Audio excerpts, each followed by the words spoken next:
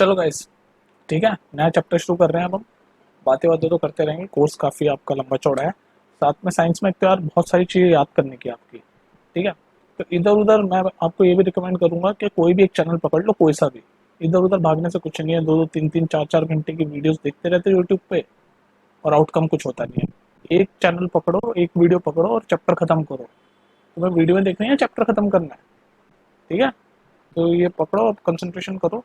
I think इसको एक डेढ़ घंटे में इस चैप्टर को खत्म करेंगे, काफ़ी चीज़ें याद करने की इसकी। तो चैप्टर का नाम है मेटल्स एंड नॉन मेटल्स। बाकी के दो चैप्टर मैं पढ़ा चुका हूँ आपको, केमिकल रिएक्शन एंड इक्वेशन और एसिड बेस एंड सॉल्ट। उनको देखो और ध्यान रखो, एक बार वीडियो देखने से कुछ नहीं होगा, दो तीन तीन बार वीडियो देखना होगा। उसके बाद क्वेश्चंस वगैरह भी प्रैक्टिस कराऊंगा मैं। तो पर चैप्टर को अच्छे से देखो, और लेट वेट के मत देखा करो तुम लोग वीडियो यार, एक तो बड़े आलसी हो रहे हो आजकल, समझ रहे हो। तो चैप्टर शुरू करते हैं हम। कंसंट्रेशन तुम्हारी पूरी चाहिए मुझे, पानी वानी पी लो, जो करना है कर लो, रिलैक्स हो जाओ, फिर आ जाओ। और एक डेढ़ घंटे के लिए पूरा कंसंट्रेशन, ठीक है। तो हम पढ़ रहे हैं मेटल्स एंड नॉन मेटल्स। तो सबसे पहले हम इसमें पढ़ेंगे फिजिकल प्रॉपर्टीज। मेटल है और नॉन मेटल है, तो इन दोनों की फिजिकल प्रॉपर्टीज पढ़ेंगे। फिजिकल प्रॉपर्टीज, तो मैं क्या करूँगा, आपको एक टेबल बना देता हूँ, उन दोनों में एक साथ समझा देता हूँ। फिजिकल प्रॉपर्टी मेटल की भी और नॉन मेटल की, दोनों की फिजिकल प्रॉपर्टी एक साथ समझा देता हूँ। ऐसे बीच में वो जो हम बचपन में करते थे ना, मेटल नॉन मेटल का डिफ्रेंशिएट, क्योंकि वो आ भी सकता है पेपर में। तो प्रॉपर्टीज में आपको सारी समझा देता हूँ एक ही साथ। फिर उसके बाद हम अलग अलग पढ़ेंगे कि बस फिजिकल प्रॉपर्टी दोनों की एक साथ समझा देता हूँ, बाकी केमिकल प्रॉपर्टी तो मेटल की पढ़ेंगे पहले आराम से, फिर नॉन मेटल की पढ़ेंगे, ठीक है। तो फिजिकल प्रॉपर्टी दोनों की एक साथ समझ लो, आपको आसानी भी हो जाएगी और याद भी जल्दी होगा। तो मैं भी बनाता हूँ आपके लिए एक छोटा सा टेबल, ठीक है। तो ये टेबल मैंने आपको बना दिया है। इसमें फिजिकल प्रॉपर्टी आप दोनों की चेक कर लो, मेटल और नॉन मेटल की। तो पहली प्रॉपर्टी देखते हुए जाओ, ये सब याद होनी चाहिए आपको सारी प्रॉपर्टी। इनके बहुत सारे क्वेश्चन आते हैं, वन मार्क, जितने भी क्वेश्चन आते ही आते हैं इन पे। तो आपको रटी भी होनी चाहिए at the end of the exam, exam से पहले तक आपको पूरा याद होना चाहिए। तो पहली प्रॉपर्टी है लस्टर। लस्टर का मतलब होता है कि जो मेटल्स होते हैं ना, वो शाइनी होते हैं। आपने देखा होगा जितने भी मेटल है वो सारे शाइनी होते हैं, है ना। शाइनी जैसे गोल्ड, सिल्वर, प्लेटिनम, ये सारे मेटल हैं, तो शाइनी होते हैं। लेकिन नॉन मेटल जो होते हैं वो शाइनी नहीं होते, एक्सेप्ट आयोडीन। आयोडीन एक ऐसा नॉन मेटल है, आयोडीन नॉन मेटल है ना, पर वो शाइनी नहीं होता है। तो यार कुछ कुछ एक्सेप्शन भी चलते जा रहे हैं।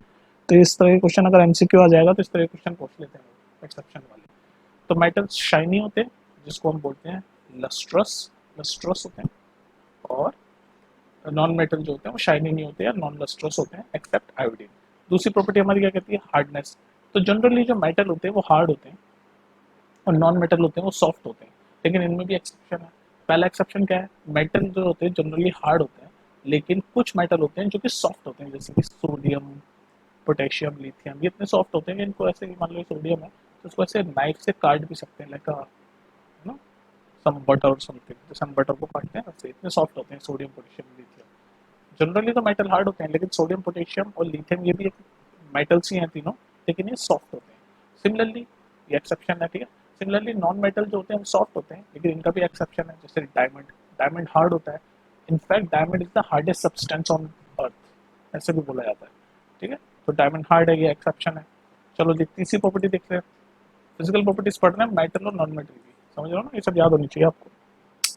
तीसरी प्रॉपर्टी देखो, स्टेट। मतलब स्टेट मतलब कैसे, किस फॉर्म में होते हैं। तो मेटल जो होते हैं वो जनरली सॉलिड फॉर्म में होते हैं, सॉलिड होते हैं, एक्सेप्ट मरकरी। मरकरी जो होता है वो लिक्विड होता है रूम टेम्परेचर पे, ठीक है। तो मेटल जनरली तो सॉलिड होते हैं, लेकिन मैंने कहा एक्सेप्शन चलते जाएंगे। तो इसका एक्सेप्शन ये है स्टेट का, कि मरकरी एक मेटल है जो कि लिक्विड होता है। सिमिलरली नॉन मेटल जो होते हैं वो सॉलिड या फिर गैस के फॉर्म में होते हैं, लेकिन ब्रोमीन एक नॉन मेटल है जो कि लिक्विड फॉर्म में होता है, ठीक है। तो ये भी एक एक्सेप्शन याद हो गया। चौथी प्रॉपर्टी देखते हैं, मेलिएबिलिटी। मेलिएबिलिटी, मेलिएबिलिटी मतलब ये होता है कि अगर कोई मेटल है उसको हम ऐसे ठोकें, आसान भाषा में बीट करें, तो शीट में कन्वर्ट हो जाए, मतलब ऐसे पतला चपटा हो जाए।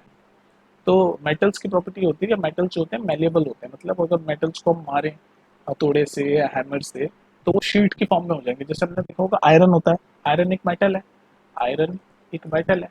तो मेटल को जब हम आयरन को हम ऐसे मारते हैं हथौड़े से, तो पतला चपटा होता जाता है, टूटता थोड़ी ना है, चपटा शीट बन जाता है एक तरह से।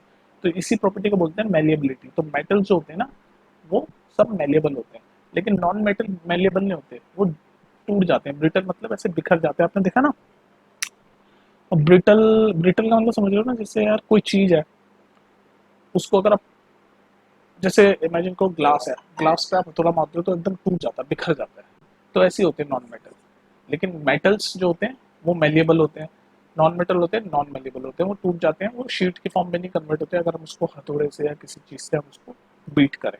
तो ये एक प्रॉपर्टी है। आगे चलो, और भी प्रॉपर्टीज हैं। समझ आती है ना फिजिकल प्रॉपर्टीज। और सुनो, ठीक है, तो अगली प्रॉपर्टीज देखते हैं। चलो अगली प्रॉपर्टीज देखते हैं। चलो नेक्स्ट प्रॉपर्टी ये है कि डक्टाइल होते हैं। डक्टिलिटी, डक्टिलिटी मतलब ऐसे अगर मेटल्स होते हैं ना, उनको ऐसे हम पतला करके ऐसे वायर के फॉर्म में बना सकते हैं। तो मेटल्स जो होते हैं ना, वो सारे डक्टाइल होते हैं। लेकिन नॉन मेटल, मैंने बताया ब्रिटल होते हैं, तो लंबा कैसे खींचेंगे ऐसे पतले तार की तरह। तो दे आर नॉन डक्टाइल। तो जैसे आपने देखा होगा गोल्ड, सिल्वर। तो डक्टिलिटी एक प्रॉपर्टी है, फिजिकल प्रॉपर्टी है, जो कि मेटल में होती है। मतलब डक्टिलिटी होना मतलब मेटल्स जो है उनको एकदम पतला करके सिर्फ वायर के फॉर्म में बनाया जा सकता है। इसलिए आपने देखा होगा कॉपर वायर होती है, सिल्वर वायर होती है, या गोल्ड भी कई बार हम जब ऑर्नामेंट ज्वेलरी बनाते हैं तो उसमें वायर के फॉर्म में हम बना सकते हैं गोल्ड को एकदम पतला करके। तो ये मेटल्स जो होते हैं वो डक्टाइल होते हैं, लेकिन नॉन मेटल नॉन डक्टाइल होते हैं, वो ऐसे नहीं होते, क्योंकि मैंने बताया वो तो टूट जाते हैं, ब्रूटल होते हैं। अगर उन पर हथौड़ा या कुछ मारे तो टूट जाते हैं, तो कैसे लंबा खींचोगे। ठीक है, नेक्स्ट प्रॉपर्टी देखते हैं। Conductor and conductor and conductor of heat and electricity. भाई हीट एंड इलेक्ट्रिसिटी के कैसे कैसे कंडक्टर है। तो मेटल जो होते हैं वो generally good conductor of electricity माने जाते हैं, और नॉन मेटल है वो poor conductor of heat and electricity माने जाते हैं, एक्सेप्ट ग्रेफाइट। ग्रेफाइट जो है वो एक ऐसा नॉन मेटल है जो कि गुड कंडक्टर ऑफ इलेक्ट्रिसिटी माना जाता है। ठीक है, एक्सेप्शन है, क्या करोगे, इन पर क्वेश्चन आते हैं एक्सेप्शन पे, ध्यान रखना, ये याद करने वाली चीज है, इसलिए मैंने बोला था इस चैप्टर में you have to memorize lots of things. Okay, next property आपकी क्या है, डेंसिटी। ये डेंसिटी लिखा मैंने, density, melting and boiling point. तो ये तीन चीजें हैं, डेंसिटी, मेल्टिंग पॉइंट और बॉइलिंग पॉइंट। तो मेटल की जो होती है वो हाई डेंसिटी होती है, हाई मेल्टिंग पॉइंट होता है और हाई बॉइलिंग पॉइंट होता है। चलो मैं इसका एग्जांपल देता हूँ आपको। सबसे ज्यादा हाई बॉइलिंग पॉइंट या melting point, high boiling point का जो मेटल है उसका नाम है टंगस्टन। सबसे ज्यादा हाई होती है इसकी टंगस्टन। ठीक है, और सबसे ज्यादा लो होती है आपकी गैलियम मेल्टिंग पॉइंट और सीशियम। इन दोनों के बहुत, ये एक ऐसे मेटल है जिनकी सबसे लो मेल्टिंग पॉइंट होता है। इतने लो होते हैं कि अगर इनको गैलियम और सीशियम को आप अपने पाम पे रखो ना, हाथ में रखो हथेली में, तो वो मेल्ट हो जाएंगे। और टंगस्टन की बहुत ज्यादा हाई होती है, इसलिए जो टंगस्टन है ना, आपने बल्ब देखा हमारा, ऐसे बल्ब होता है उसमें से तार जारी होती है, जो तार होती है ना वो टंगस्टन मेटल की होती है, क्योंकि उसका बहुत ही हाई मेल्टिंग पॉइंट होता है। तो बल्ब जलता रहता है तो फिर भी पिघलती नहीं होता। तो इसलिए हम टंगस्टन यूज करते हैं, टंगस्टन होता है इसमें बल्ब में जो फिलामेंट होता है। ठीक है, तो मेटल्स की जनरली हाई मेल्टिंग पॉइंट होता है, हाई बॉइलिंग पॉइंट होता है और हाई डेंसिटी होता है। और ऑब्वियसली नॉन मेटल में उसका opposite, low density, no melting point and low boiling point. चलो और प्रॉपर्टीज देखते हैं। चलिए ये प्रॉपर्टीज देखो, सोनोरस। प्रॉपर्टी नंबर 8 होता है सोनोरस। तो मेटल आर सोनोरस होते हैं।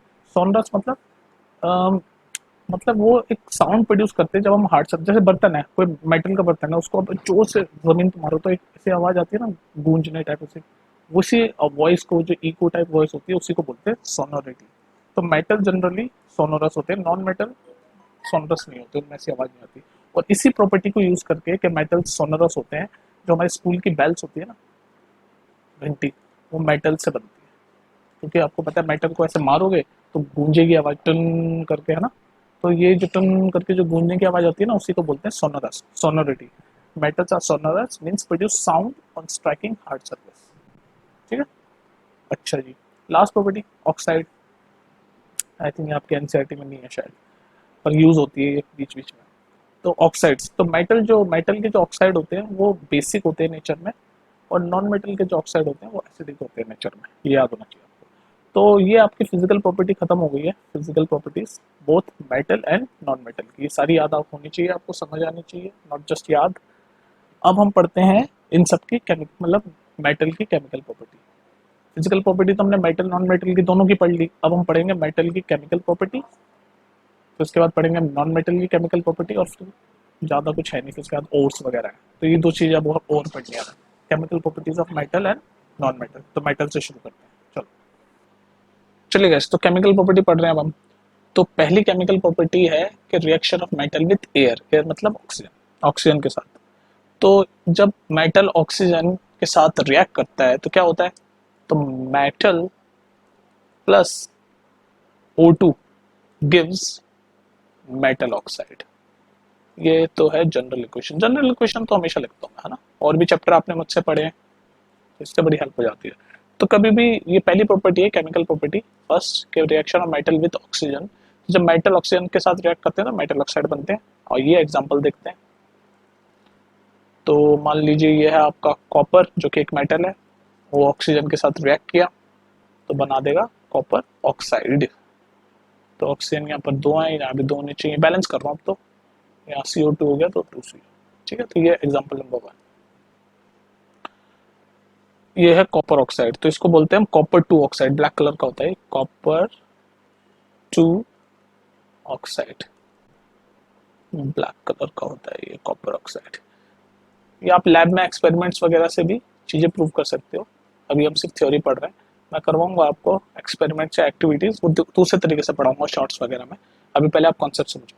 तो पहली एक्टिविटी क्या है, पहली केमिकल प्रॉपर्टी क्या है कि जब अब मेटल आपका ऑक्सीजन के साथ या एयर जो कि एक ही बात है उसके साथ जब रिएक्ट करता है तो मेटल ऑक्साइड बनाता है। तो देख लो ये है मेटल, ये है आपका ऑक्सीजन, तो metal plus oxygen metal oxide, copper oxide बन गया।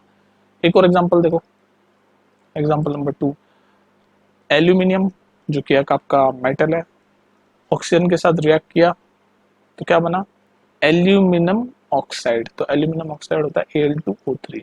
तो यहाँ दो हैं तो दो हो जाएगा, ऑक्सीजन के तीन हैं तो तीन हो जाएंगे, और एल्यूमिनियम के दो दो दो, और ये ऑक्सीजन के यहाँ पर 3 to 6, तो ये 3 to 6 2 to 4 और Al2।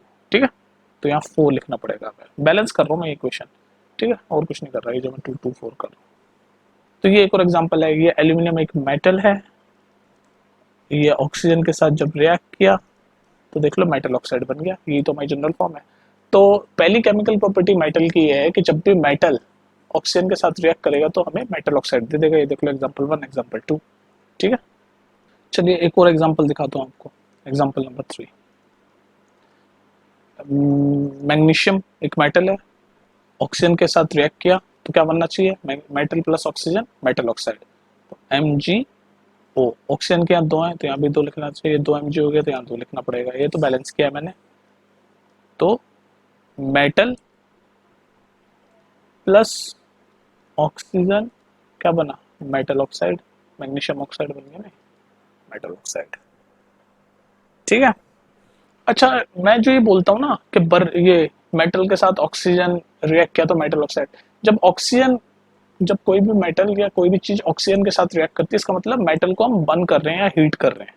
ये ध्यान रखना, केमिस्ट्री में हम कह रहे हैं ना मेटल को ऑक्सीजन के साथ रिएक्ट किया, इसका मतलब बेसिकली मेटल को हम बर्न कर रहे हैं in the presence of air. इसका मतलब ये भी होता है। तो इस प्रॉपर्टी को, केमिकल प्रॉपर्टी को, कि reaction of metal with air, इसको हम ये भी बोल सकते हैं बर्निंग इन एयर। इसको हम ऐसे भी बोल सकते हैं burning of metal in oxygen और एयर, इन ऑक्सीजन फिर एयर। तो इसका मतलब है मेटल को हम जब बर्न करते हैं ऑक्सीजन के प्रेजेंस में तो मेटल ऑक्साइड बन जाता है। ध्यान रख रहे हो ना, बर्निंग ऑक्सीजन की प्रेजेंस मतलब बर्न और हीट कर रहे हैं हम ऑक्सीजन के प्रेजेंस में, क्योंकि अगर ऑक्सीजन नहीं होगी तो बर्न नहीं हो सकती। आपने वो बचपन में देखा होगा ना, कैंडल है, कैंडल के ऊपर अगर हम अपना कुछ रख देते हैं, बीकर या समथिंग, तो कैंडल बुझ जाती है, क्योंकि फायर बिना ऑक्सीजन के प्रेजेंस में नहीं हो सकती। तो जब भी हम बोलेंगे मेटल ऑक्सीजन के साथ रिएक्ट होता है, इसका मतलब ये है कि हम मेटल को बर्न कर रहे हैं, हीट कर रहे हैं in the presence of oxygen.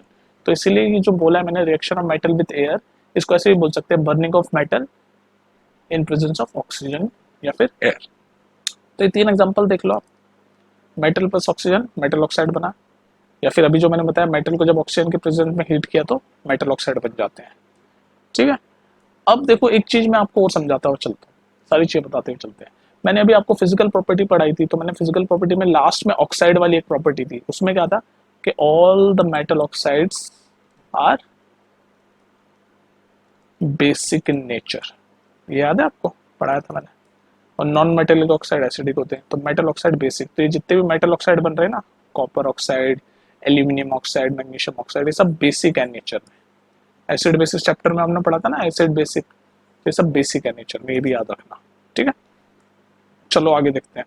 ठीक है, तो ये हमने पढ़ लिया कि मेटल ऑक्साइड हमने प्रॉपर्टी में पढ़ा था, मेटल ऑक्साइड जो होता है वो बेसिक होता है नेचर में।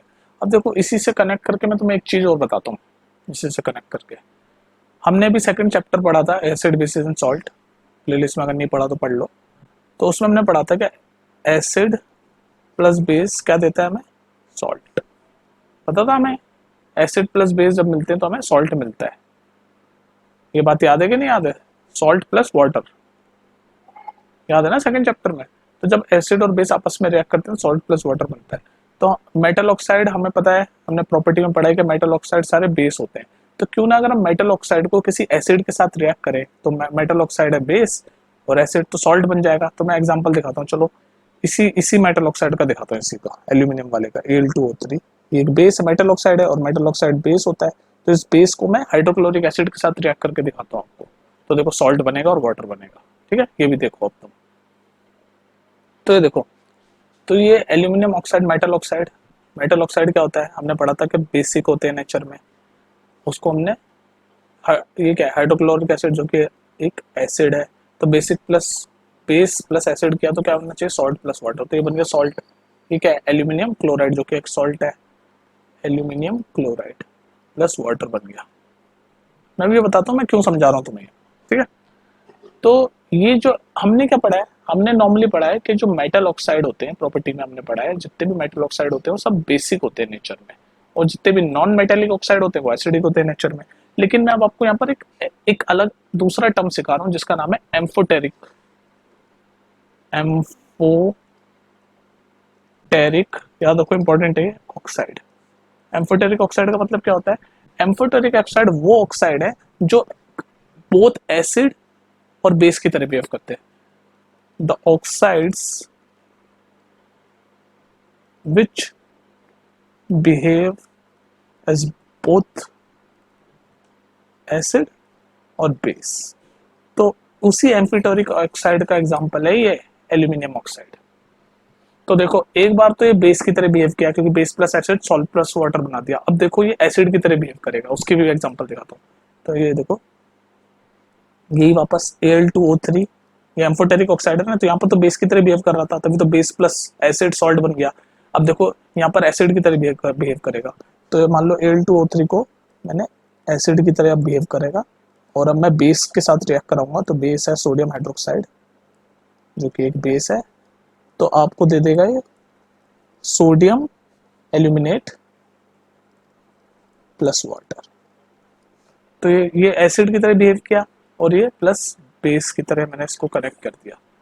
तो यहाँ पर ये इस वाली इक्वेशन में ये बेस की तरह बिहेव कर रहा है, इस वाली इक्वेशन में ये एसिड की तरह बिहेव कर रहा है। तो ऐसे जो ऑक्साइड्स होते हैं, ऐसे जो मेटल ऑक्साइड होते हैं उनको हम बोलते हैं amphoteric oxide which reacts with both या which behave like both acid and base. इनको हम बोलते हैं एम्फोटेरिक ऑक्साइड, ठीक है। एक और एग्जांपल है, एक तो ये एल्यूमिनियम ऑक्साइड है एम्फोटेरिक ऑक्साइड का एग्जांपल, एल्यूमिनियम ऑक्साइड। एक और है जिंक ऑक्साइड, ये भी एल्यूमिनियम, ये भी एम्फोटेरिक ऑक्साइड होता है। ये बोथ एसिड और बेस की तरह बिहेव करता है, पर जनरली जो मेटल ऑक्साइड होते हैं वो बेसिक होते हैं। पर ये दो मेटल ऑक्साइड जो एक्सेप्शन है वो एम्फोटेरिक ऑक्साइड है, कभी तो एसिडिक की तरह बिहेव करते हैं, कभी बेस की तरह बिहेव करते हैं। तो ये एम्फोटेरिक ऑक्साइड समझाने के लिए मैंने आपको ये बता दिया। चलो नेक्स्ट केमिकल प्रॉपर्टी पढ़ते हैं, reaction of metal with water. अभी हमने पढ़ा reaction of metal with oxygen, अब पढ़ेंगे reaction of metal with water, ठीक है। इसकी समझ आ गया ना।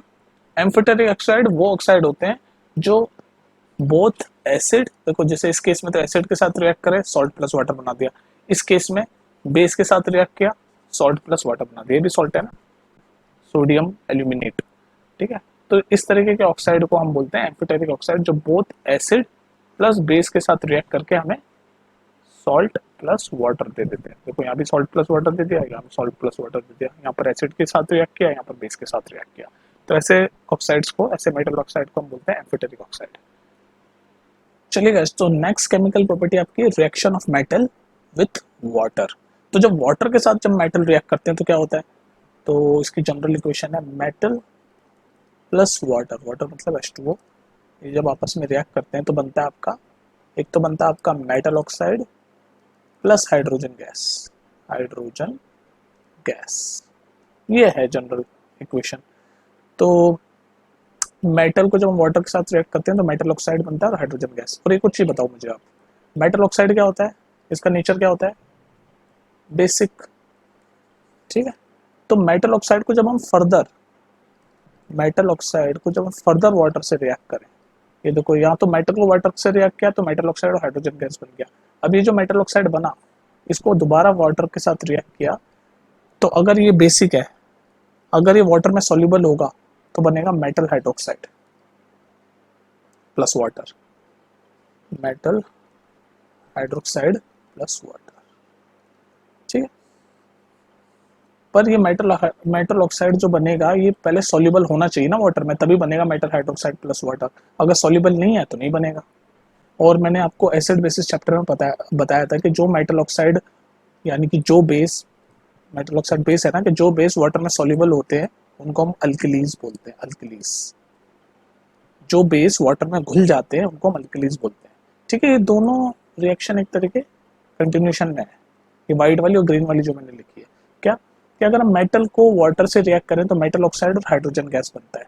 लेकिन अगर मान लो मेटल ऑक्साइड को फिर मैं दोबारा वाटर से अगर रिएक्ट करूं तो मेटल हाइड्रोक्साइड बनेगा। पर किस केस में बनेगा, उस केस में जिस केस में मेटल ऑक्साइड पानी में घुल रहा हो। भाई जब घुलेगा तभी तो रिएक्ट करेगा, नहीं घुलेगा तो क्या रिएक्ट करेगा। जैसे गोल्ड, सिल्वर, ये बहुत ही लेस रिएक्टिव मेटल्स हैं, तो इनको कुछ फर्क नहीं पड़ता पानी में, ये नहीं घुलते ही नहीं है। ठीक है, तो घुलना भी तो चाहिए।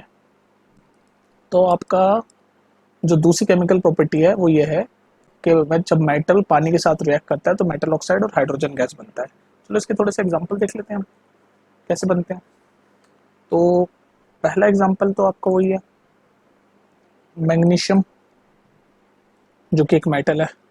एग्जांपल लिख रहा हूँ मैं, मैग्नीशियम एक मेटल है, इसको हमने वाटर के साथ रिएक्ट किया, मेटल प्लस वाटर, तो क्या बनेगा, मेटल ऑक्साइड।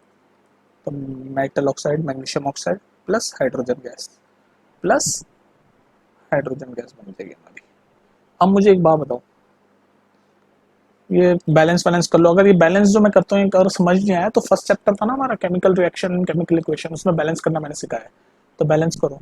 बैलेंस करने के लिए क्या करेंगे हम, पहले हम देखेंगे कि भाई मैग्नीशियम बैलेंस है, फिर उसके बाद बैलेंस करने का तरीका, आसान तरीका ये है, वैसे तो हिट एंड ट्रायल होता है, पहले मेटल को बैलेंस करो, फिर ऑक्सीजन को बैलेंस करो, और फिर लास्ट में हाइड्रोजन को बैलेंस करो। तो मेटल यहाँ ऑलरेडी बैलेंस है, तो अगर हम ऑक्सीजन को बैलेंस करें तो ऑक्सीजन भी बैलेंस है, और हाइड्रोजन को बैलेंस करने की कोशिश करें तो हाइड्रोजन हमारे बैलेंस। चलिए इस केस में तो ये ऑलरेडी बैलेंस्ड है। तो ये हो गया हमारा मेटल प्लस वाटर जब बना तो हमारा बना मेटल ऑक्साइड प्लस हाइड्रोजन। उसके बाद इसकी कंटिन्यूशन में ग्रीन वाली, अगर हम मेटल ऑक्साइड को दोबारा वाटर से रिएक्ट करें तो मेटल ऑक्साइड यानी MgO, ग्रीन से लिखता हूँ यहाँ पर भी, कंटिन्यूशन में मेटल ऑक्साइड को दोबारा हमने वाटर के साथ रिएक्ट किया तो क्या बनना चाहिए, मेटल हाइड्रोक्साइड। तो MgOH2 मेटल हाइड्रोक्साइड बनना चाहिए प्लस वाटर। लेकिन यहाँ पर बैलेंस हो गया ऑलरेडी, देखो मैग्नीशियम के एक एक लेफ्ट में, एक लेफ्ट में ऑक्सीजन के दो, यहाँ पर भी ऑक्सीजन दो, हाइड्रोजन के दो, हाइड्रोजन के दो। तो ये हमारी बन गई मेटल ऑक्साइड प्लस वाटर को जो हमने रिएक्ट किया तो मेटल ऑक्साइड प्लस वाटर को रिएक्ट किया तो मेटल हाइड्रोक्साइड बन गया, यानी मैग्नीशियम हाइड्रोक्साइड, मैग्नीशियम हाइड्रोक्साइड। इसका मतलब मैग्नीशियम जो है वो वाटर में सॉल्युबल है, मैग्नीशियम ऑक्साइड वो वाटर में सॉल्युबल है तभी तो रिएक्ट किया। तो मैग्नीशियम ऑक्साइड को हम कह सकते हैं अल्कली, क्योंकि जो बेस, जो मेटल ऑक्साइड वाटर में सॉल्युबल हो जाता है उसको हम अल्कली बोल सकते हैं, क्योंकि मेटल ऑक्साइड बेस होते हैं। ये बातें समझ आ रही है जो मैं बोल रहा हूँ, ये सारी मैं कनेक्ट कर रहा हूँ, एसिड बेसिस चैप्टर भी थोड़ा थोड़ा चलता है इसलिए कंटिन्यूशन में पढ़ो। ठीक है, एनीवेज तो ये सेकंड प्रॉपर्टी ये थी कि मेटल जब पानी के साथ रिएक्ट करता है तो क्या होता है, तो मेटल जब पानी के साथ रिएक्ट करता है तो मेटल ऑक्साइड बनता है और हाइड्रोजन गैस बनती है। तो हमने देखा ये मैग्नीशियम मेटल है, पानी के साथ रिएक्ट किया तो मेटल ऑक्साइड बना और हाइड्रोजन गैस बनी। फिर मैंने बताया था कि अगर मान लो उसी को कंटिन्यूशन में जो मेटल ऑक्साइड हमारा बना है उसको दोबारा हम पानी से रिएक्ट कराएं तो मेटल हाइड्रोक्साइड बनता है। तो हमने फिर ये मेटल ऑक्साइड जो बना इसको दोबारा पानी से रिएक्ट करवाया तो बन गया हमारा मेटल हाइड्रोक्साइड यानी मैग्नीशियम हाइड्रोक्साइड। ठीक है, तो ये रिएक्शन विद मेटल। अब देखो, अब आपके मैं ये समझ आ गया, दूसरी प्रॉपर्टी समझ आ गई।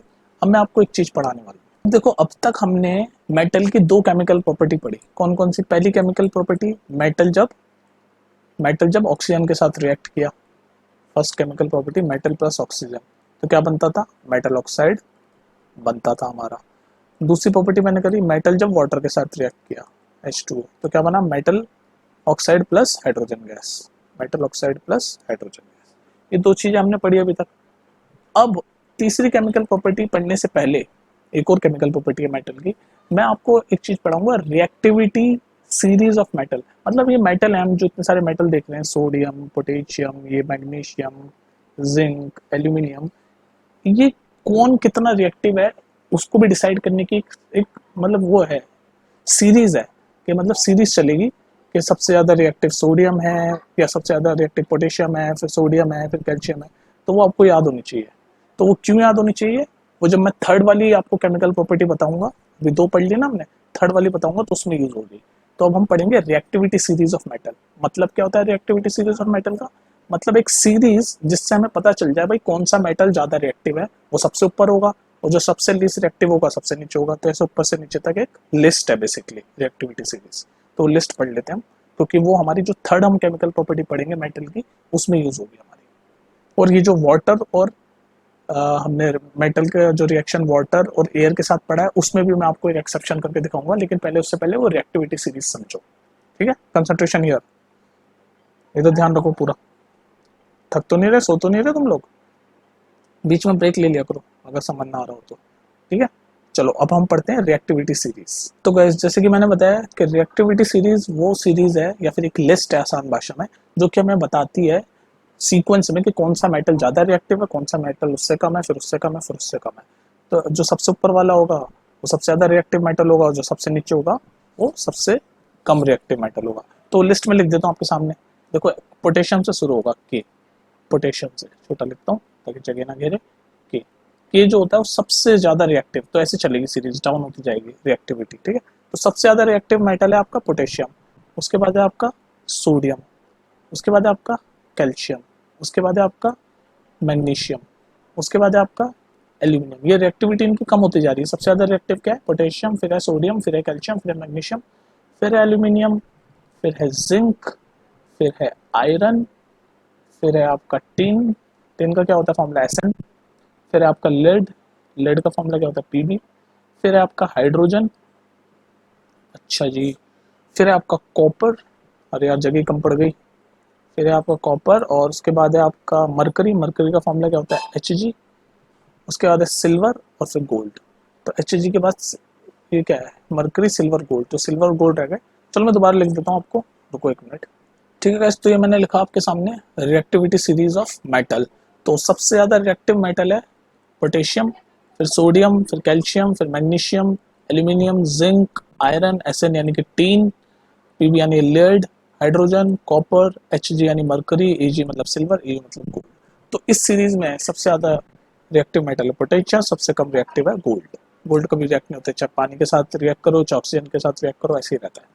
ठीक है, तो ये रिएक्टिविटी याद कैसे करोगे अब तुम, देखो सबके अपने अपने तरीके होते हैं याद करने के, मैंने ऐसे याद करा है, मैं अपना बता देता हूँ तुम्हें। अच्छा, ये जो मैंने लिखा हुआ है ना, metal more reactive than hydrogen, metal less reactive than hydrogen, इससे कंफ्यूज मत हो जाना। ये हाइड्रोजन है ना, तो कई बार पेपर में पूछ लेते हैं कि भाई कौन कौन से मेटल है जो हाइड्रोजन से ज्यादा रिएक्टिव है।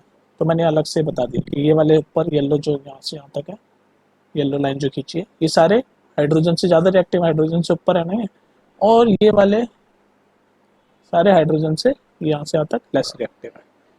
तो ये बस कई बार पूछ लेता है हाइड्रोजन के रेस्पेक्ट में, या हाइड्रोजन है ना इसके रेस्पेक्ट में पूछ लेता है कि इससे ज़्यादा रिएक्टिव और इससे कम रिएक्टिव वाले कौन से मेटल्स हैं। ठीक है, तो देखो गाइस, ये जो रिएक्टिविटी सीरीज है, मतलब ये बताती है मेटल्स की रिएक्टिविटी डिक्रीजिंग ऑर्डर में। तो इसको याद करने के तरीके हजारों हो सकते हैं। मैंने जो याद किया है, मैंने सिंपल याद किया है, इसका नाम क्या है, पोटेशियम, सोडियम, ऐसे है ना पी एस, तो मैंने ऐसे शॉर्ट में याद कर लिया, पी एस पोटेशियम है ना, तो P S C M A Z, ऐसे तीन तीन करके मैंने याद कर लिया, तीन तीन चार चार करके, P S C M A Z, I T L, I T L, S सी,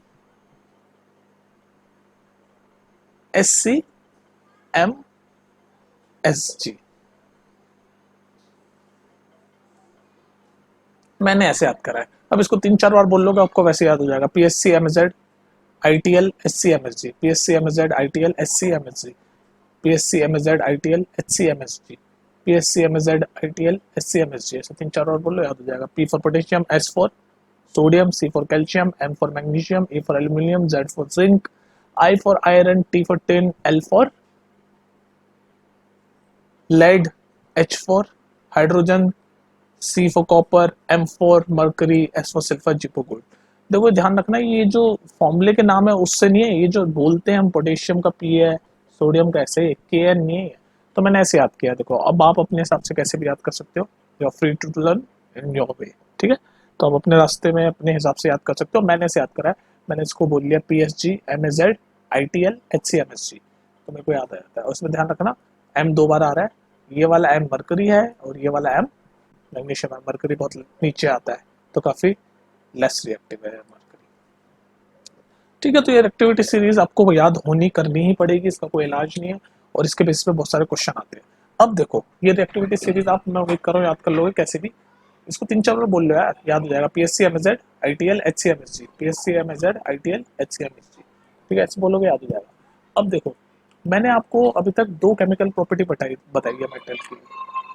कौन कौन सी? एक तो reaction of metal with oxygen, दूसरा reaction of metal with water, ये बताइए ना। अब देखो मैं आपको एक चीज बताता हूँ, मैंने क्या बताया था जब मैंने आपको पढ़ाया था reaction of metal with water, जो मैंने प्रीवियस पढ़ाया है, देखो मैं दिखाता हूँ आपको, ये रहा।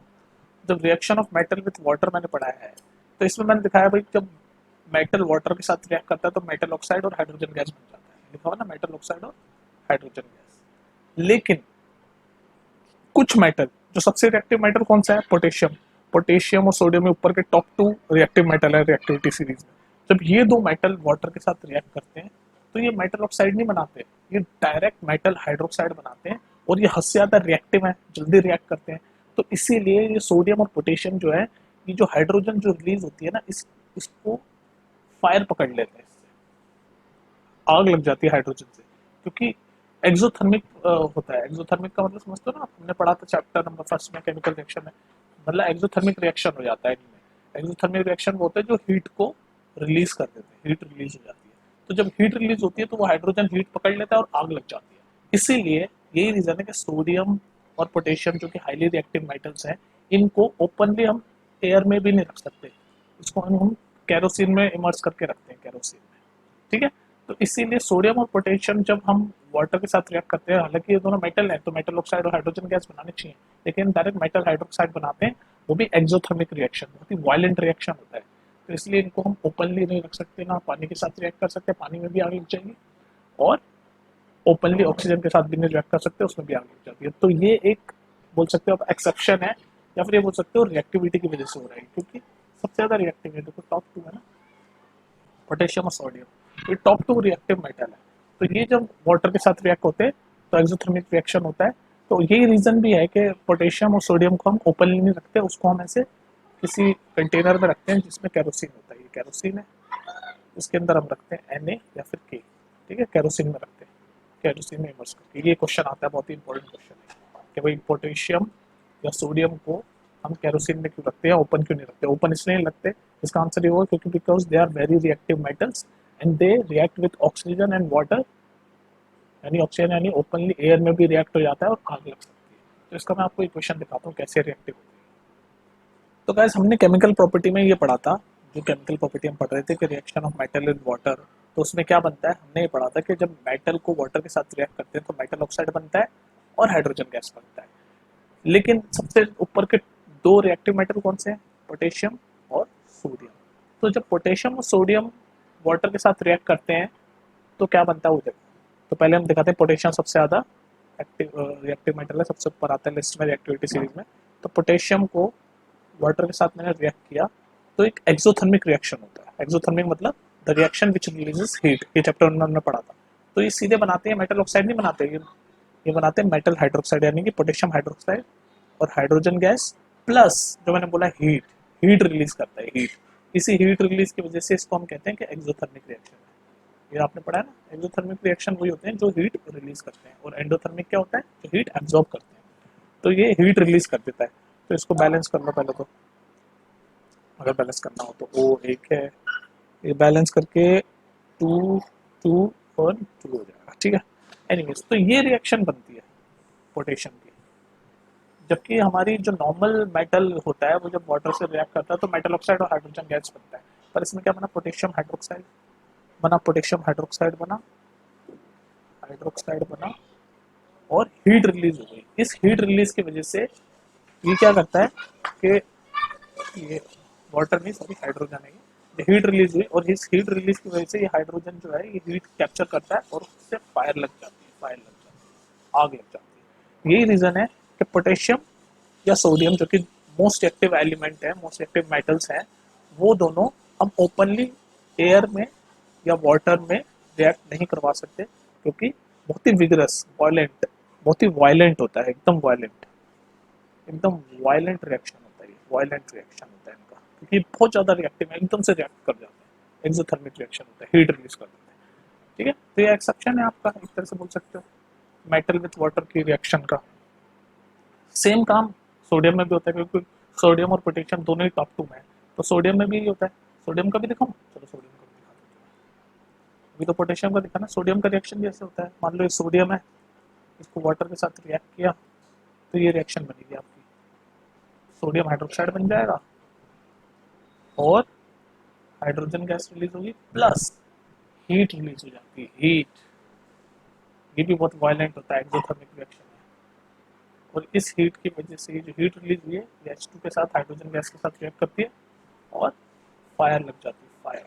बहुत ही वायलेंट, वायलेंट रिएक्शन, ठीक है। तो इसीलिए sodium and potassium both can not be, can't be kept in open environment, can't be kept in open environment, समझ गए। तो ये कंडीशन थी। अब हम चलते हैं, हमने अभी तक दो केमिकल प्रॉपर्टी पढ़ी थी, reaction of metal with water, reaction of metal with oxygen. ये समझ गए ना आप, ये दोनों रिएक्टिव हैं, इसलिए जब वाटर के साथ रिएक्ट करते हैं तो भी एक्सोथर्मिक रिएक्शन होता है। सिमिलरली अगर उनको ऑक्सीजन के साथ रिएक्ट कराओगे तो भी यही हाल होने वाला है। तो अब हम तीसरी केमिकल प्रॉपर्टी पढ़ते हैं। अभी हमने एक्टिविटी सीरीज पढ़ी थी। तीसरी केमिकल प्रॉपर्टी ये कहती है reaction of metal with solution of other metal, reaction of metal with solution of other metal. अभी जब करवाऊंगा तब समझ आएगा, ठीक है। चलो वो देखते हैं। तो ये थर्ड केमिकल प्रॉपर्टी है आपके मेटल की, जो कहती है reaction of metal with solution of other metal. इसका मतलब क्या है, देखो मैं समझाता हूँ। हमने एक चैप्टर 1 पढ़ा था, chemical reaction and chemical equation. उसमें हमने एक टाइप ऑफ केमिकल रिएक्शन पढ़ा था जिसका नाम है डिस्प्लेसमेंट रिएक्शन। याद है आपको? इसलिए बोलता हूँ सारी चीजें सीक्वेंस में पढ़ो, याद आएगी। डिस्प्लेसमेंट रिएक्शन क्या कहती थी? the more reactive element displaces the less reactive element from its salt solution, from its aqueous solution. The more reactive element, ये बोलता था हमारा displacement reaction, the more reactive element displaces the less reactive element from its solution. और उसका example ऐसे होता था कि मान लो ये एक मेटल है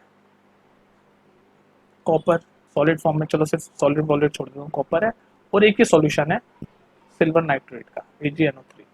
तो ये दोनों जब आपस में रिएक्ट करेंगे तो एक बार बताओ, अब रिएक्टिविटी सीरीज आपकी काम आएगी। अब मुझे बताओ कॉपर और सिल्वर में से ज्यादा रिएक्टिव कौन है? भाई सिल्वर तो बहुत नीचे आती है रिएक्टिविटी में से, तो कॉपर ज्यादा रिएक्टिव है। तो जो मोर रिएक्टिव है, ज्यादा रिएक्टिव है, वो डिस्प्लेस कर देगा, मतलब रिमूव कर देगा लेस रिएक्टिव एलिमेंट को फ्रॉम इट्स सॉल्यूशन। तो लेस रिएक्टिव यानी ये वाला, तो इसको रिमूव कर देगा इसके सॉल्यूशन में से। सॉल्यूशन क्या है? Ag नाइट्रेट, ये सिल्वर नाइट्रेट में से Ag को रिमूव कर देगा और खुद ज्वाइन कर लेगा। तो क्या बन जाएगा? कॉपर नाइट्रेट और Ag आपका अलग हो जाएगा, Ag अलग होगा। ये तो मैंने सिर्फ बैलेंस किया। तो ये होती थी डिस्प्लेसमेंट रिएक्शन, याद है ना आपको? Chapter 1 chemical reaction and chemical equation. इसमें क्या होता था? The more reactive element displaces the less reactive element from its solution. अब आपको पता है कि कॉपर जो है वो मोर रिएक्टिव है सिल्वर से, पता है ना? वो रिएक्टिविटी सीरीज आपने देखी है। रिएक्टिविटी सीरीज दिखा दूं क्या दोबारा? ये देखो रिएक्टिविटी सीरीज, रिएक्टिविटी सीरीज में कॉपर कहाँ है? कॉपर देखो यहाँ है और सिल्वर यहाँ है। तो कॉपर से तो, सिल्वर से तो ऊपर ही है कॉपर, आप देख ही पा रहे हो। तो सिल्वर से ऊपर है कॉपर, ये देखो, ये सिल्वर यहाँ है, कॉपर यहाँ है, तो कॉपर ऊपर है, तो कॉपर ज़्यादा रिएक्टिव है। तो कॉपर जो है वो डिस्प्लेस कर देगा सिल्वर को फ्रॉम इट्स सॉल्यूशन। तो ये हुआ है बस, यहाँ पर कॉपर ने सिल्वर नाइट्रेट में से सिल्वर निकाल दिया। तो इसी तरीके के रिएक्शन का ये था थर्ड सॉल्यूशन के, रिएक्शन ऑफ मेटल, कॉपर एक मेटल है, फ्रॉम अदर मेटल सॉल्यूशन। तो ये अदर मेटल का सॉल्यूशन है, ये एक मेटल है, ये एक मेटल है। तो अदर मेटल के सॉल्यूशन में से इसने जब दोनों रिएक्ट करते हैं तो वो डिस्प्लेस कर देता है, यानी कि बेसिकली डिस्प्लेसमेंट रिएक्शन है ये तीसरा वाला केमिकल प्रॉपर्टी आपकी, जो कि हमने चैप्टर 1 में पढ़ी थी। ठीक है, तो इसी के साथ आपके मेटल की सारी चीजें कंप्लीट होती है। अब हम पढ़ेंगे नॉन मेटल की केमिकल प्रॉपर्टीज। ये समझ आ गया ना, तीसरी chemical property reaction of metal with solution of other metal salt. तो ये मेटल है और उसका अदर मेटल सॉल्ट, यानी ये दूसरा मेटल का सॉल्ट सॉल्यूशन है। तो ये दोनों आपस में जब रिएक्ट करेंगे तो क्या हुआ, ये हुआ कि डिस्प्लेसमेंट रिएक्शन हो गई। और डिस्प्लेसमेंट रिएक्शन क्या कहती है कि जो मोर रिएक्टिव एलिमेंट है वो लेस रिएक्टिव एलिमेंट को डिस्प्लेस कर देगा, मतलब रिमूव कर देगा फ्रॉम इट्स सॉल्यूशन। तो इसने वही क्या, कॉपर ज़्यादा रिएक्टिव है तो कॉपर ने सिल्वर को रिमूव कर दिया और खुद उसके सॉल्यूशन की जगह ले ली और सिल्वर अलग आ गया। ठीक है, तो यही है। तो मेटल के हो गए ना साथ खत्म। अब हम चलते हैं नॉन मेटल की केमिकल प्रॉपर्टीज पढ़ने। ठीक है, ओके, इसको समझ लो। नॉन मेटल की केमिकल प्रॉपर्टी ज़्यादा नहीं है आपके 10th में, और थोड़ी सी चीज़ मैं समझाने की कोशिश करूंगा कि नॉन, जैसे हम जब मेटल को पानी के साथ रिएक्ट करते थे तो क्या बनता था बताओ, metal oxide plus hydrogen gas evolve होती थी।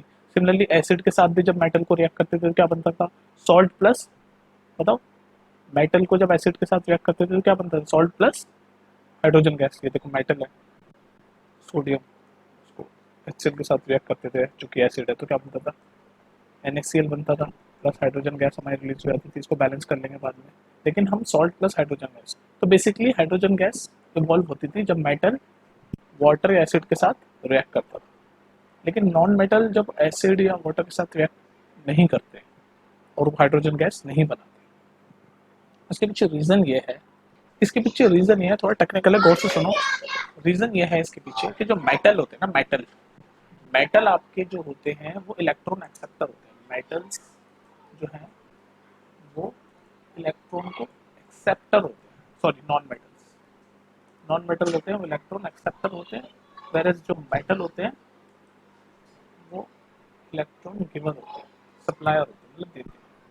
तो जैसे कि नॉन मेटल की बात चल रही है कि नॉन मेटल क्यों वाटर या एसिड के साथ रिएक्ट करके हाइड्रोजन गैस नहीं बनाते हैं, डू नॉट रिएक्ट। उसके पीछे रीजन है कि नॉन मेटल होते हैं वो इलेक्ट्रॉन एक्सेप्टर होते हैं। और एसिड जो हमने पढ़ा है चैप्टर फर्स्ट में या सेकंड में एसिड बेसिस में, कि एसिड के अंदर H प्लस आयन होता है, रिलीज होता है। तो क्योंकि नॉन मेटल जो है वो इलेक्ट्रॉन एक्सेप्टर होते हैं, तो वो H प्लस आयन को इलेक्ट्रॉन देके इस H प्लस को हाइड्रोजन में कन्वर्ट नहीं कर पाते, तो इसीलिए वो हाइड्रोजन गैस इवॉल्व नहीं करते। समझ गए बात, कितनी समझे।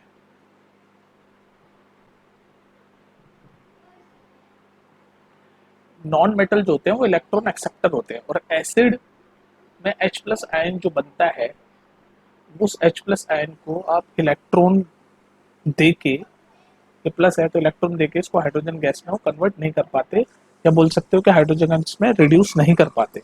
यही रीजन है कि जो नॉन मेटल है वो वाटर या एसिड के साथ रिएक्ट करके हाइड्रोजन गैस नहीं बनाते। तो इतना समझना काफी है इसमें 10th में आपका।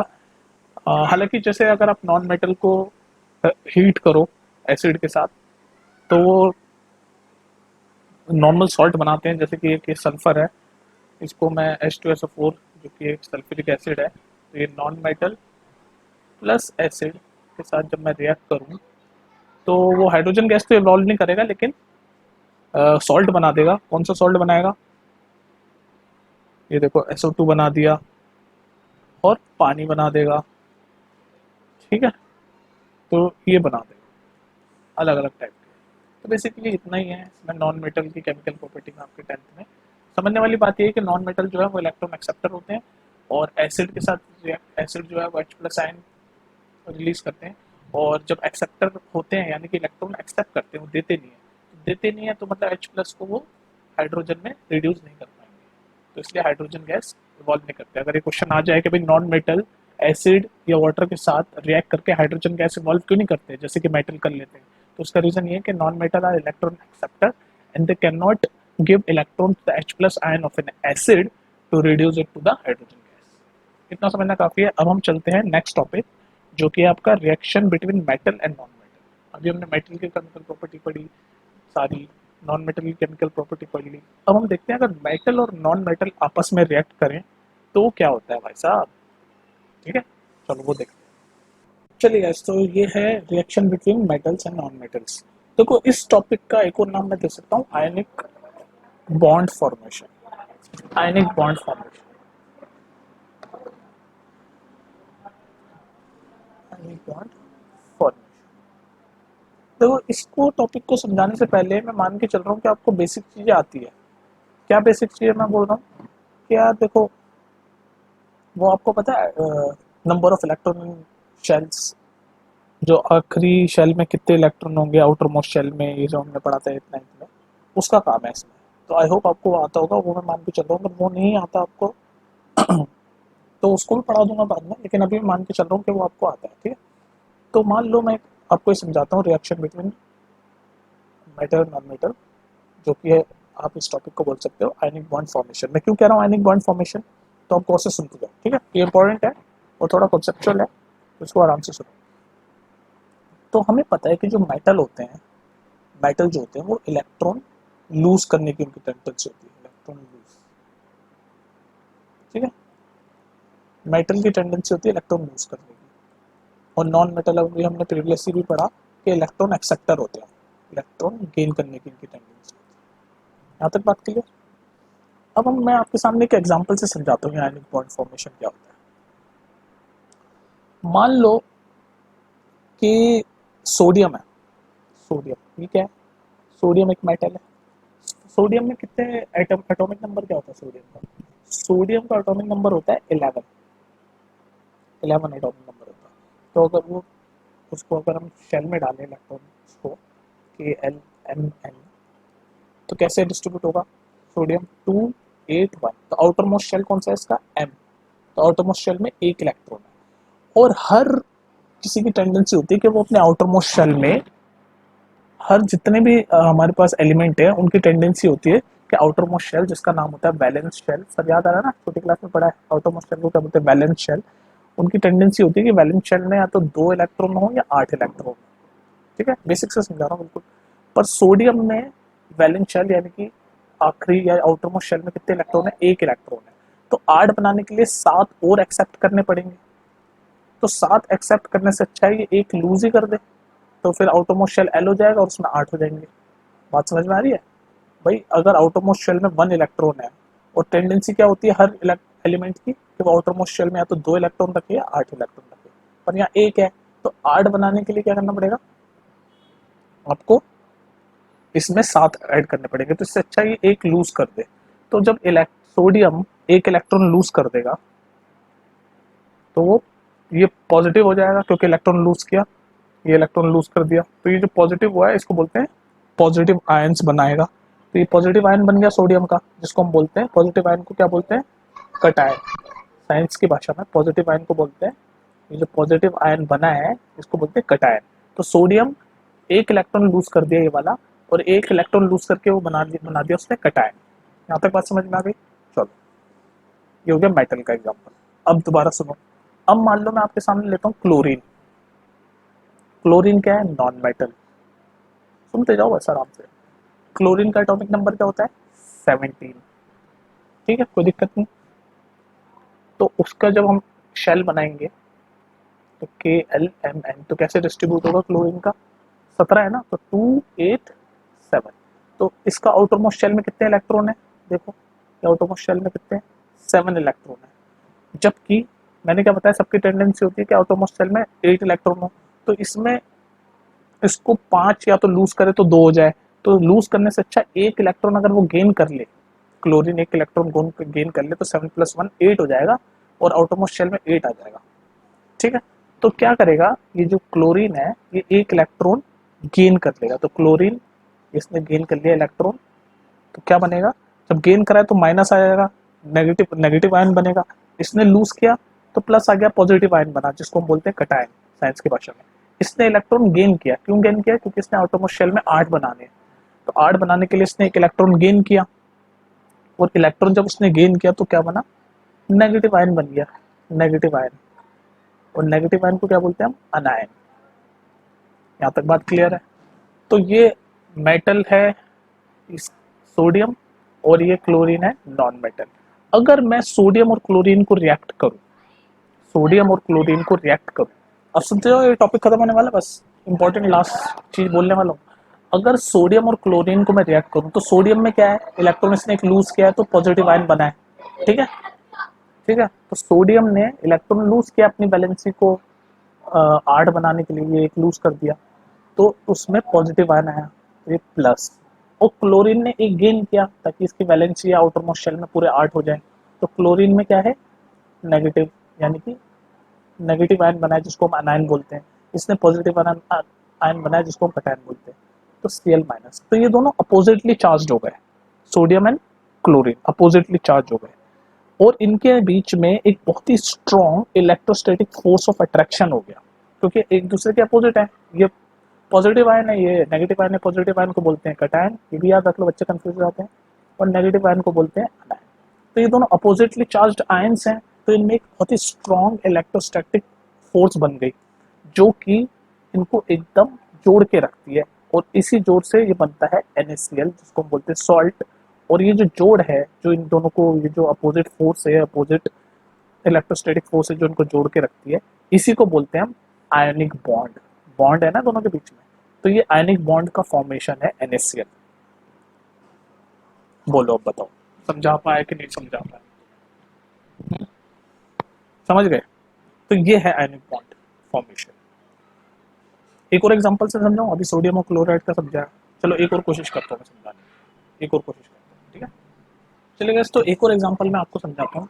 हम एक और एग्जांपल लेते हैं, तो हम पहले लेते हैं मैग्नीशियम। मैग्नीशियम जो कि है आपका मेटल।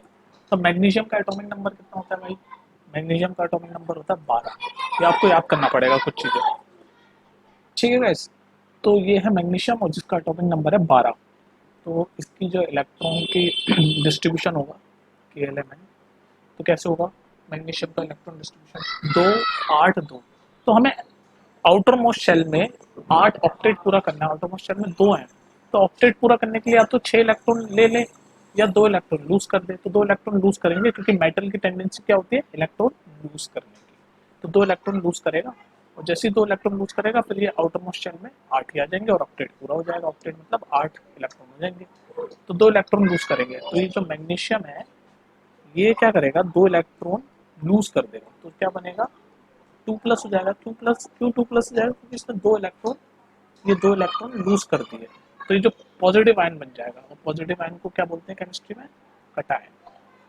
और मैग्नीशियम का कटायन बन जाएगा, 2 इलेक्ट्रॉन लूज कर दिए तो, ठीक है।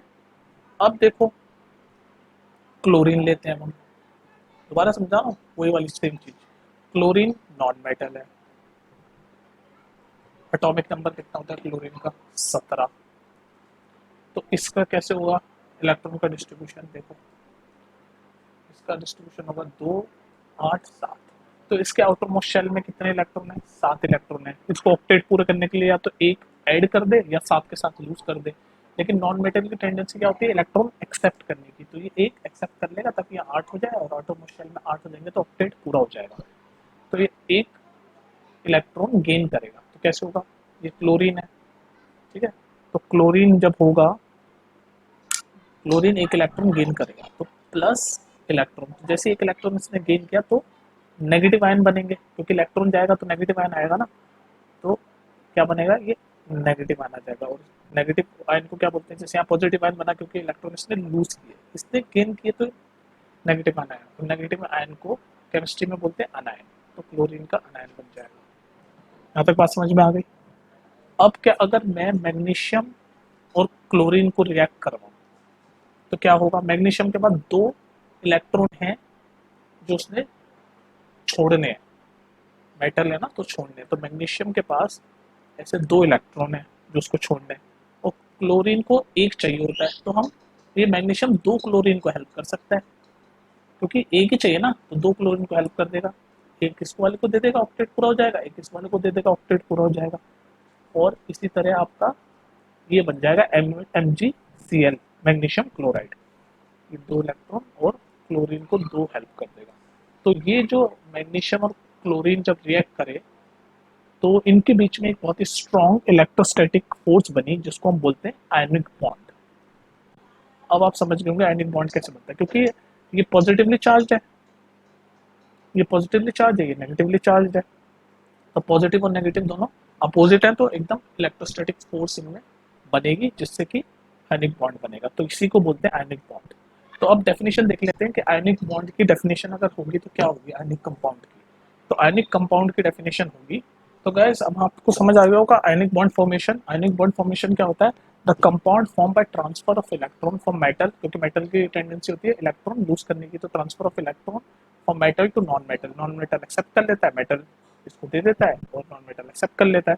इसी तरह के कंपाउंड को बोलते हैं आयनिक कंपाउंड। हमने दो एग्जांपल पढ़े, एक NaCl के जिसमें NaCl मेटल है, क्लोरीन नॉन मेटल है, तो इसमें ये लूज करता है, क्लोरीन ले लेता है, तो इनमें बीच में बॉन्ड बन जाता है और ये कंपाउंड बन जाता है। सिमिलरली हमने देखा मैग्नीशियम और क्लोरीन के बीच में इसके बाद दो फ्री इलेक्ट्रॉन होते हैं, तो इसको दे देता है, तो दो MgCl के बीच में बॉन्ड बन जाता है और एक ये कंपाउंड बन जाता है आयनिक कंपाउंड। आयनिक कंपाउंड का एक और नाम होता है, वो भी आप रखो, जब पेपर में आ जाए तो कंफ्यूज हो, इलेक्ट्रोवैलेंट कंपाउंड। इलेक्ट्रोवैलेंट कंपाउंड, ठीक है गाइस। तो ये था आपका reaction between metal and non metal, जिसको हम इस टॉपिक को हम ये भी बोल रहे हैं कि आयनिक बॉन्ड फॉर्मेशन। अब हम देख लेते हैं थोड़ी सी प्रॉपर्टी देख लेते हैं आयनिक कंपाउंड्स की। आयनिक कंपाउंड की जैसे ये है आयनिक कंपाउंड, इनकी प्रॉपर्टीज भी देख लेते हैं थोड़ी सी, ठीक है। चलिए गाइस ये देखो properties of ionic compound. Ionic compound कैसे बनते हैं हमने अभी प्रीवियसली देखा, पॉजिटिव आयन और नेगेटिव आयन के कॉम्बिनेशन से जो कंपाउंड बनते हैं उसको बोलते हैं आयनिक कंपाउंड। तो इसकी पहली प्रॉपर्टी है फिजिकल नेचर। तो फिजिकल नेचर आयनिक कंपाउंड का होता है सॉलिड और हार्ड, क्योंकि इनके बीच में बहुत ही स्ट्रॉन्ग अपोजिटली चार्ज फोर्स होती है, जिसको इलेक्ट्रोस्टैटिक फोर्स बोलते हैं। अभी मैंने प्रीवियसली बताया आपको, वो इलेक्ट्रोस्टैटिक फोर्स क्या है कि पॉजिटिव आयन और नेगेटिव आयन को एकदम स्ट्रॉन्ग करके रखती है, एकदम पकड़ के रखती है। बट ये ब्रिटल होते हैं, अगर इन पर एक्स्ट्रा प्रेशर लगाया जाए तो ये टूट जाएंगे। बाकी होते हैं जनरली सॉलिड और हार्ड है, बट अगर प्रेशर इंक्रीज किया जाए तो दे विल ब्रिटल। ये होगा फिजिकल नेचर। दूसरा इनका मेल्टिंग पॉइंट और बॉइलिंग पॉइंट कैसा होता है इनके कंपाउंड का?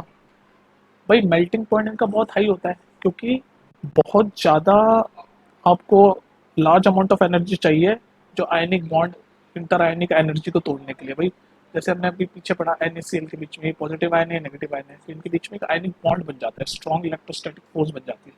तो इसको तोड़ने के लिए, मेल्ट और करने के लिए बहुत ज़्यादा अमाउंट ऑफ एनर्जी चाहिए, इसलिए इनका जो मेल्टिंग पॉइंट और बॉइलिंग पॉइंट है वो बहुत ही हाई होता है, ठीक है। तीसरा पढ़ो सॉल्युबिलिटी, भाई घुलते कैसे हैं।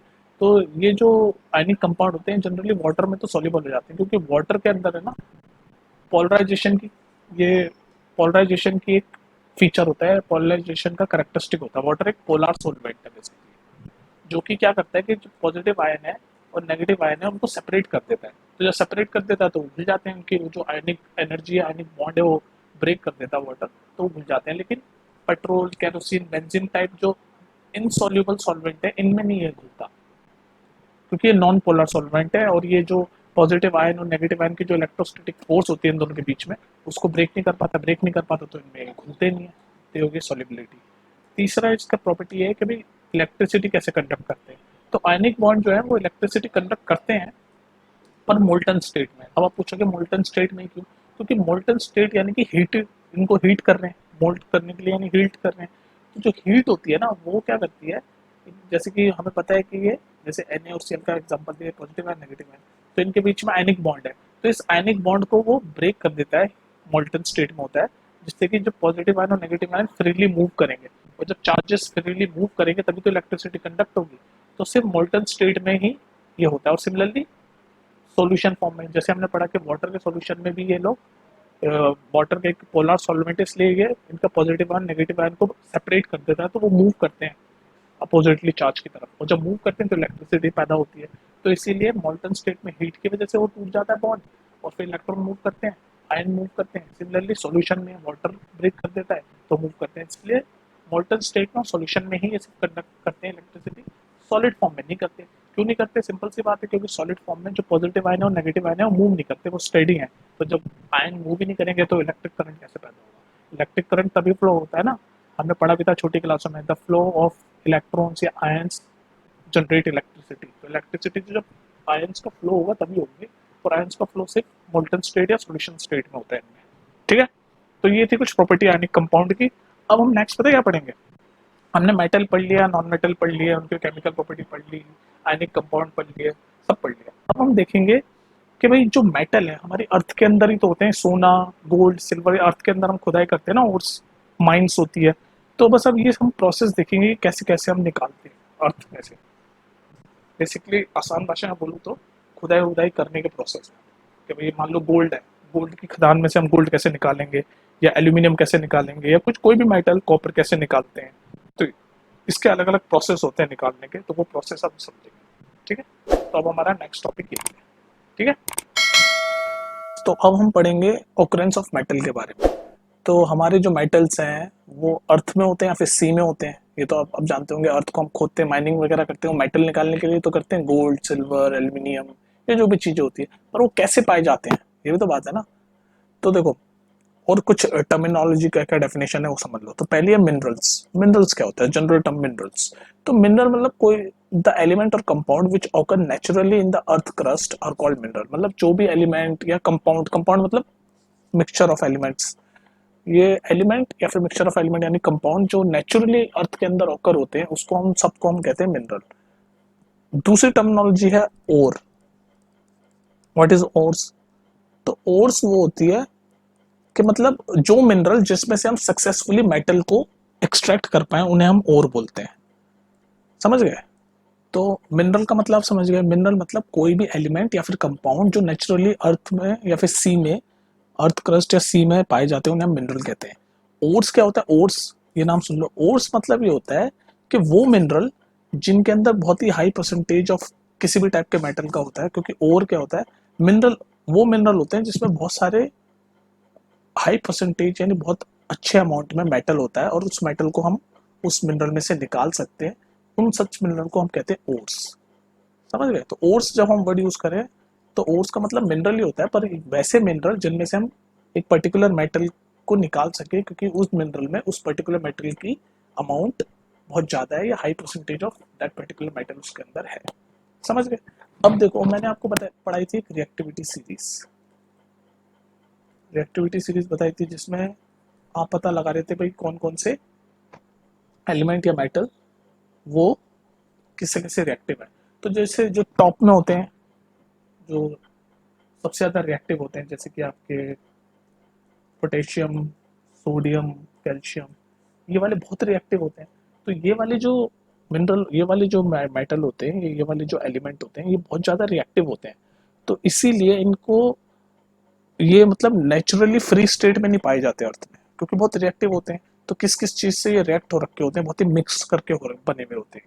सिमिलरली ये हो गया हाईली रिएक्टिव। और जो मिडिल वाले होते हैं, जैसे कि जिंक, मिडिल वाले, मिडिल रिएक्टिव, टेबल आपको पता होना चाहिए। मिडिल रिएक्टिव में जैसे जिंक, आयरन या लेड, ये वाले क्या होते हैं, ये थोड़े बहुत रिएक्टिव होते हैं। तो ये ऑक्साइड के फॉर्म में होते हैं ज़्यादातर। अर्थ क्रस्ट में जब इसको हम खोदते हैं, खुदाई उदाई करते हैं ना, तो ये रिएक्ट हो चुके होते हैं नॉर्मल एयर से। हमने बोला था ना, जब कोई भी मेटल ऑक्सीजन से रिएक्ट करता है तो उसका ऑक्साइड बन जाता है। तो ये ज़्यादातर मिडल वाले जो मेटल होते हैं या एलिमेंट होते हैं, वो ऑक्साइड के फॉर्म में पाए जाते हैं आपके। ठीक है, तो इनको भी हमें ऑक्साइड से, हमें हमें तो सिर्फ मेटल चाहिए, हमें तो जिंक चाहिए, आयरन चाहिए, तो ये ऑक्साइड की फॉर्म से हमें निकालना पड़ेगा। तो हर तरीके के मेटल या हर तरीके के एलिमेंट को एक्सट्रैक्ट करने के लिए, यानी उसको निकालने के लिए, खोद के, आसान भाषा में खोद के निकालने के लिए अलग अलग टेक्निक होती है। कुछ जैसे ये वाले, ये बहुत हाईली रिएक्टिव है तो ये हर चीज़ से रिएक्ट कर जाएंगे। ये मीडियोकर रिएक्टिव है तो ये एयर से रिएक्ट हो जाएंगे। और एक होते हैं जो लीस्ट रिएक्टिव होते हैं, जैसे आपके सिल्वर, गोल्ड, ये वाले लीस्ट रिएक्टिव होते हैं। तो ये फ्री स्टेट में पाए जाते हैं, इनको डायरेक्ट आप खोद सकते हो। तभी आप देखना फिल्मों वगैरह में, आपने यहाँ रियल में भी पता नहीं देखा है कि नहीं देखा, फिल्मों में तो जरूर देखा होगा कि जो गोल्ड की जो माइंस होती है, गोल्ड माइंस, केजीएफ देखी है ना सबने, उसमें से गोल्ड तो निकल जाता है इजीली। वो इतने मिक्स नहीं होते, क्योंकि गोल्ड क्या ज़्यादा से ज़्यादा बस मिट्टी उट्टी ऊपर चढ़ी हुई होती है। पर गोल्ड इजीली एक्सट्रैक्ट हम कर सकते हैं, क्योंकि वो फ्री स्टेट में होता है। क्यों होता है फ्री स्टेट में? क्योंकि गोल्ड और वो बहुत ही लीस्ट रिएक्टिव मेटल है, लीस्ट रिएक्टिव एलिमेंट है, वो किसी चीज़ से रिएक्ट ही नहीं होते। तो मैं ये पॉइंट यहाँ पर ये कहना चाह रहा हूँ कि हर मेटल को या हर एलिमेंट को निकालने का अलग प्रोसेस है। जो हाईली रिएक्टिव है, जैसे सोडियम, पोटेशियम, कैल्शियम, इनको अर्थ क्रस्ट में से एक्सट्रैक्ट करने का अलग प्रोसेस है, क्योंकि बहुत रिएक्टिव है, हर चीज़ों से रिएक्ट हो रखे होंगे। सिमिलरली जो मिडिल में रिएक्टिव है, जैसे जिंक, आयरन, ये लेड का मैंने एग्जांपल दिया, ये ज़्यादातर ऑक्साइड की फॉर्म में होते हैं। तो इनको एक्सट्रैक्ट करने का अलग प्रोसेस है। तो मतलब कहने का मतलब मेटल को जब हम अर्थ से निकालते हैं तो हर मेटल को एक ही तरीके से नहीं निकाला जा सकता, क्योंकि सबकी रिएक्टिविटी अलग है। आसान भाषा में जो मैं कहना चाह रहा हूँ वो ये है कि मेटल की हमने रिएक्टिविटी सीरीज पढ़ी, कुछ ज़्यादा रिएक्टिव है, कुछ बीच में मीडियोकर रिएक्टिव है, कुछ लीस्ट रिएक्टिव है। तो सबकी रिएक्टिविटी डिफरेंट है। तो हम उसी तरीके से हम हर मेटल पे सिर्फ एक प्रोसेस से हम मेटल को एक्सट्रैक्ट नहीं कर सकते अर्थ से, हमें अलग अलग टेक्निक इस्तेमाल करनी चाहिए। तो जैसे लो रिएक्टिविटी मेटल को एक्सट्रैक्ट करने की अलग टेक्निक, मीडियम रिएक्टिविटी मेटल को एक्सट्रैक्ट करने की अलग टेक्निक, हाई रिएक्टिविटी मेटल को एक्सट्रैक्ट करने की अलग टेक्निक। तो अब हम वही टेक्निक पढ़ने की कोशिश करते हैं अलग अलग तरीके से। ठीक है, समझ गए ये पूरी बात? चलो देखते हैं क्या क्या टेक्निक्स हैं, different different type of reactivity of metals को एक्सट्रैक्ट करते हैं अर्थ से। चलिए गाइस, तो अब हम पढ़ेंगे कि जो लो रिएक्टिविटी मेटल हैं उनको हम कैसे एक्सट्रैक्ट करेंगे। लो रिएक्टिविटी मेटल, लो रिएक्टिविटी मेटल मतलब आपका ये सब गोल्ड, सिल्वर या मरकरी भी लो रिएक्टिविटी में ही आता है।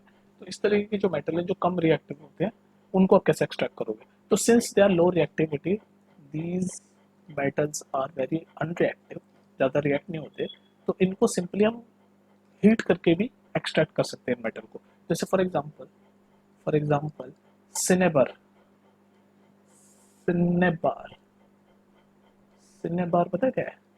सिनेबार एक ओर है, ओर का नाम है। किसकी ओर है? मरकरी ओर।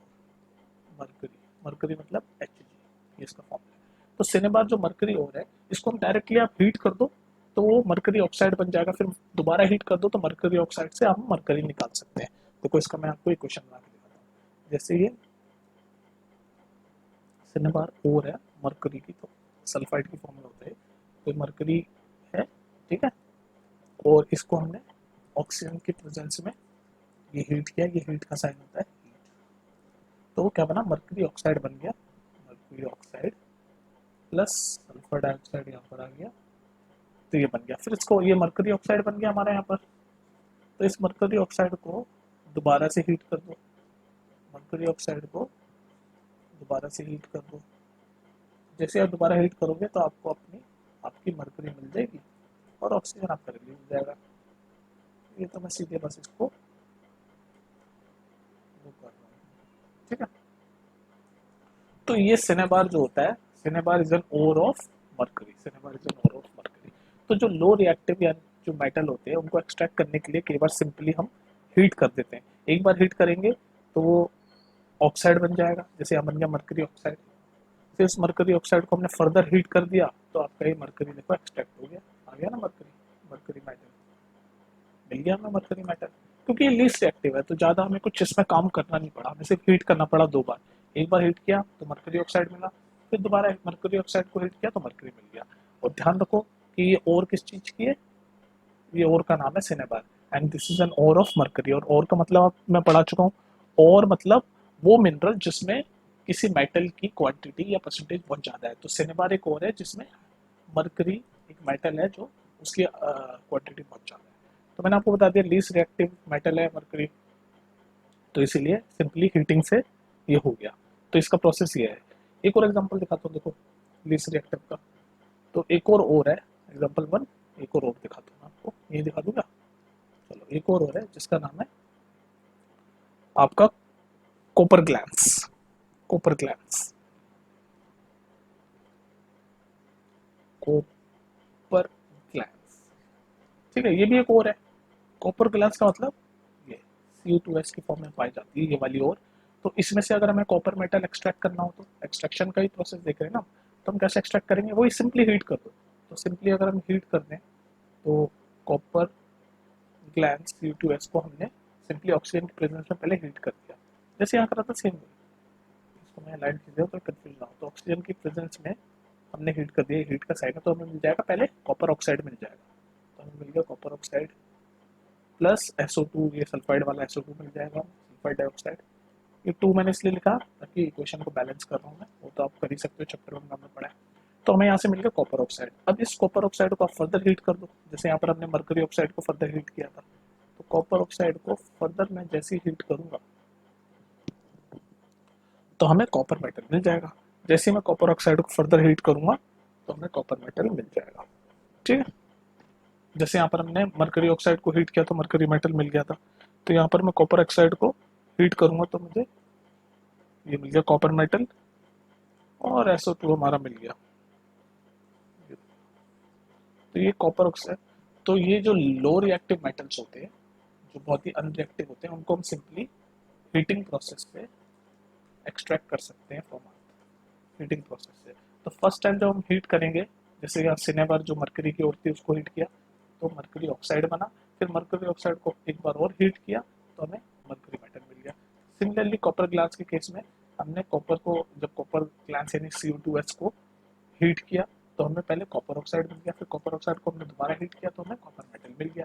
तो हमें वही तो एक्सट्रैक्ट करने मेटल, यहाँ पर से हमने मरकरी एक्सट्रैक्ट कर लिया और यहाँ पर हमने कॉपर एक्सट्रैक्ट कर लिया।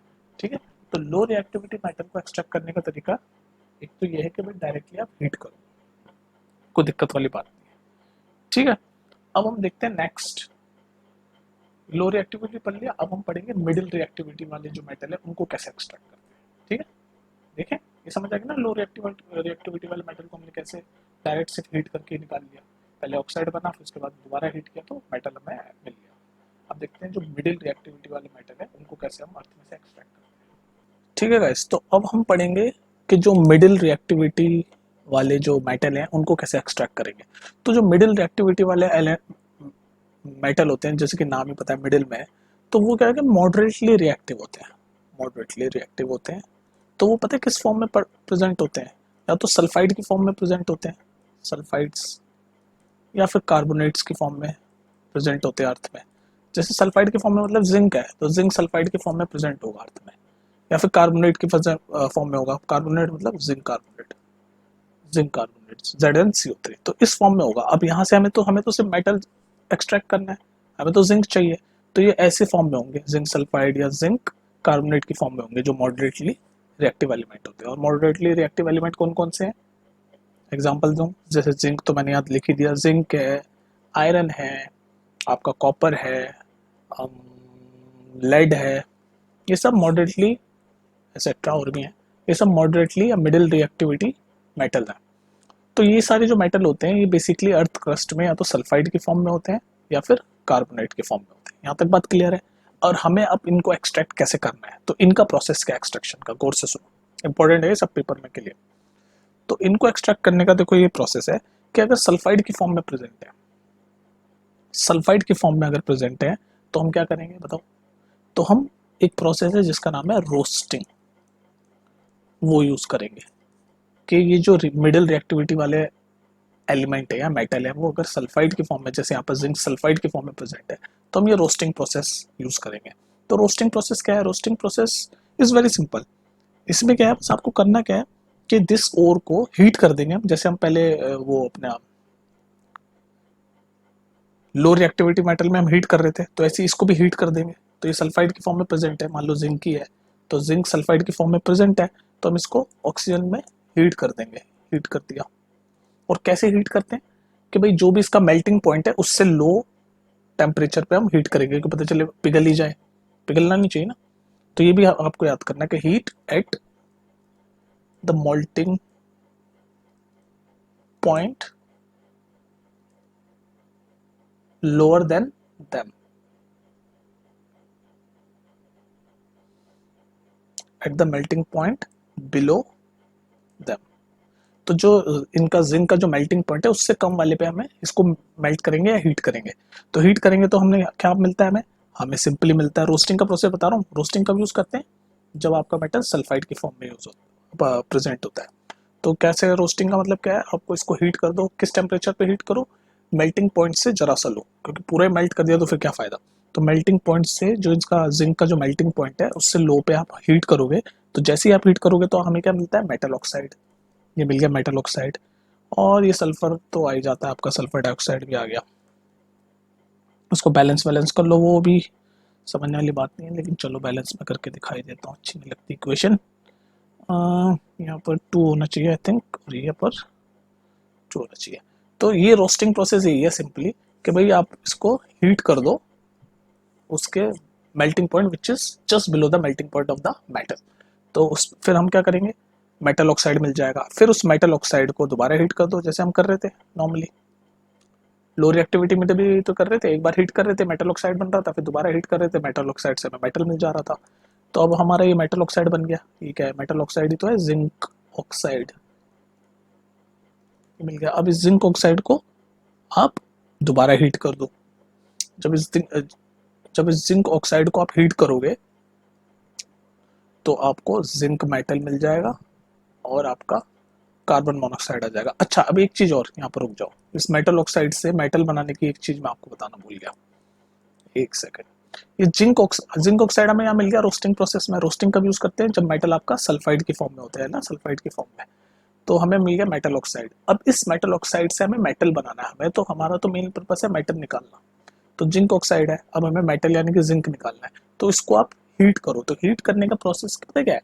आप इसको हीट करो in the presence of carbon, और इस कार्बन को हम बोलते हैं कोक। ये पूछ सकता है पेपर में, इसलिए मैं बता रहा हूँ आपको। आप इसको हीट करो कोक की प्रेजेंस, कार्बन की प्रेजेंस में। सिंगल कार्बन को कोक बोलते हैं। इसकी प्रेजेंस में हीट करो और ये आपको दे देगा जेड एन, आपका मेटल जो हमें चाहिए। हमें मिल गया हमारा मेटल, हमने एक्सट्रैक्ट कर लिया। और CO दे देगा, CO यानी कि कार्बन मोनोऑक्साइड। तो आप समझ गए होंगे कि इसमें कार्बन मोनोऑक्साइड गैस निकलती है जो which is not good for health. ठीक है। तो ये रोस्टिंग प्रोसेस है हमारा मेटल एक्सट्रैक्ट करने का। कब? जब मेटल आपका सल्फाइड की फॉर्म में है। अगर अब हम सेकंड थिंग, अगर मेटल हमारा कार्बोनेट की फॉर्म में है, यानी ये वाला, तो कौन सा प्रोसेस यूज करेंगे? तो उस प्रोसेस को देख लेते हैं जल्दी से। ठीक है। ये समझ आ गया ना आपको कि जैसे ही मेटल ऑक्साइड बना तो उस मेटल ऑक्साइड को हमने दोबारा हीट किया in the presence of carbon. जब हम मेटल ऑक्साइड को, इसका भी नाम होता है, चलो इसका नाम भी मैं बता ही देता हूँ इस प्रोसेस को, कि जब मेटल ऑक्साइड को हम कार्बन की फॉर्म में हीट करते हैं मेटल बनाने के लिए, इस प्रोसेस को हम बोलते हैं रिडक्शन ऑफ ऑक्साइड ओर। क्योंकि जो कोई ऑक्साइड ओर है ना, इसको रिड्यूस करके मेटल बना दिया, इसलिए इसका नाम है रिडक्शन ऑफ ऑक्साइड ओर। ये ऑक्साइड ओर है ना, जेड ऑक्साइड की ओर है, जिंक जिंक मेटल की ओर है ये ऑक्साइड फॉर्म में। तो इसको रिड्यूस कर दिया, इसलिए इसका नाम है रिडक्शन ऑफ ऑक्साइड ओर। किस चीज में रिड्यूस कर दिया? ZnO को हमारे मेटल की फॉर्म में रिड्यूस कर दिया, हमें मेटल मिल गया। तो इसका नाम है ऑक्साइड ओर। चलो अब आगे चलते हैं। अब हम देखेंगे कि अगर हमारा मेटल कार्बोनेट की फॉर्म में है तो कौन सा प्रोसेस यूज करेंगे, वो देख लो। चलिए अब देखिए, तो अगर हमारा मेटल कार्बोनेट की फॉर्म में है, यानी कि ZnCO3 है मान लो, है ना, जिंक कार्बोनेट इस फॉर्म में है, तो हम कैसे एक्सट्रैक्ट करेंगे वो भी सीख लो। तो उस प्रोसेस को, जब हम कार्बोनेट की फॉर्म के मेटल को एक्सट्रैक्ट करते हैं, उसको हम बोलते हैं कैल्सिनेशन। ये भी नाम याद कर लो। रोस्टिंग कब यूज करते हैं? जब हमारा मेटल सल्फाइड की फॉर्म में होता है, और जब कार्बोनेट की फॉर्म में होता है तो हम कैल्सिनेशन प्रोसेस यूज करते हैं। कैल्सिनेशन प्रोसेस क्या है? कैल्सिनेशन में भी हीट ही करना है हमें, हमें नॉर्मली हीट ही करना है। तो हम जिंक कार्बोनेट को हीट कर देंगे, वही same at melting point below the melting point of zinc, at melting point या at melting temperature below the temperature of zinc, at melting point below the zinc. क्योंकि अगर पूरा ही मेल्ट हो गया तो फिर क्या फायदा। तो कैल्सिनेशन में भी सेम हम हीट करेंगे तो हमारा वही जिंक ऑक्साइड बन जाएगा, और क्या बनेगा, और हमारा कार्बन डाइऑक्साइड बन जाएगा। बैलेंस है, बैलेंस है। फिर उसके बाद ये जिंक ऑक्साइड को हम कैसे हीट करते हैं तो आपको पता ही है। फिर जिंक ऑक्साइड को reduction of ore, reduction of oxide ore. ये जिंक ऑक्साइड है, इसको कोक के प्रेजेंट में हम कार्बन के प्रेजेंट में हीट करेंगे तो हमें हमारा जिंक मेटल मिल जाएगा, कार्बन मोनोऑक्साइड भी रिलीज हो जाएगी। तो अब आप क्या हो गया, डिफरेंस क्या हुआ कैल्सिनेशन ऑफ रोस्टिंग में। अब आप ये क्या हुआ, क्योंकि रोस्टिंग में भी हमने यही किया, भाई हीट किया, फिर मेटल ऑक्साइड बन गया, फिर मेटल ऑक्साइड को दोबारा कार्बन यानी कोक की प्रेजेंस में हीट किया तो हमें जिंक मेटल हमारा मिल गया। तो दोनों सेम ही होगा, फिर नाम अलग अलग क्यों है? नाम अलग अलग मैं बताता हूँ क्यों है। डिफरेंस भी सुन लो। रोस्टिंग जो हमने की, जो प्रीवियस की, जब मेटल आपका सल्फाइड की फॉर्म में होता है, रोस्टिंग जो हम करते हैं वो ध्यान रखना इंपॉर्टेंट है, वो प्रेजेंस ऑफ ऑक्सीजन में करते हैं, मतलब ऑक्सीजन के प्रेजेंस में हम हीट करते हैं। In roasting we heat in presence of oxygen, ये ध्यान रखने वाली बात है। और कैल्सिनेशन में हमने ऑक्सीजन की प्रेजेंस में हीट नहीं किया, देख लो आप जैसे,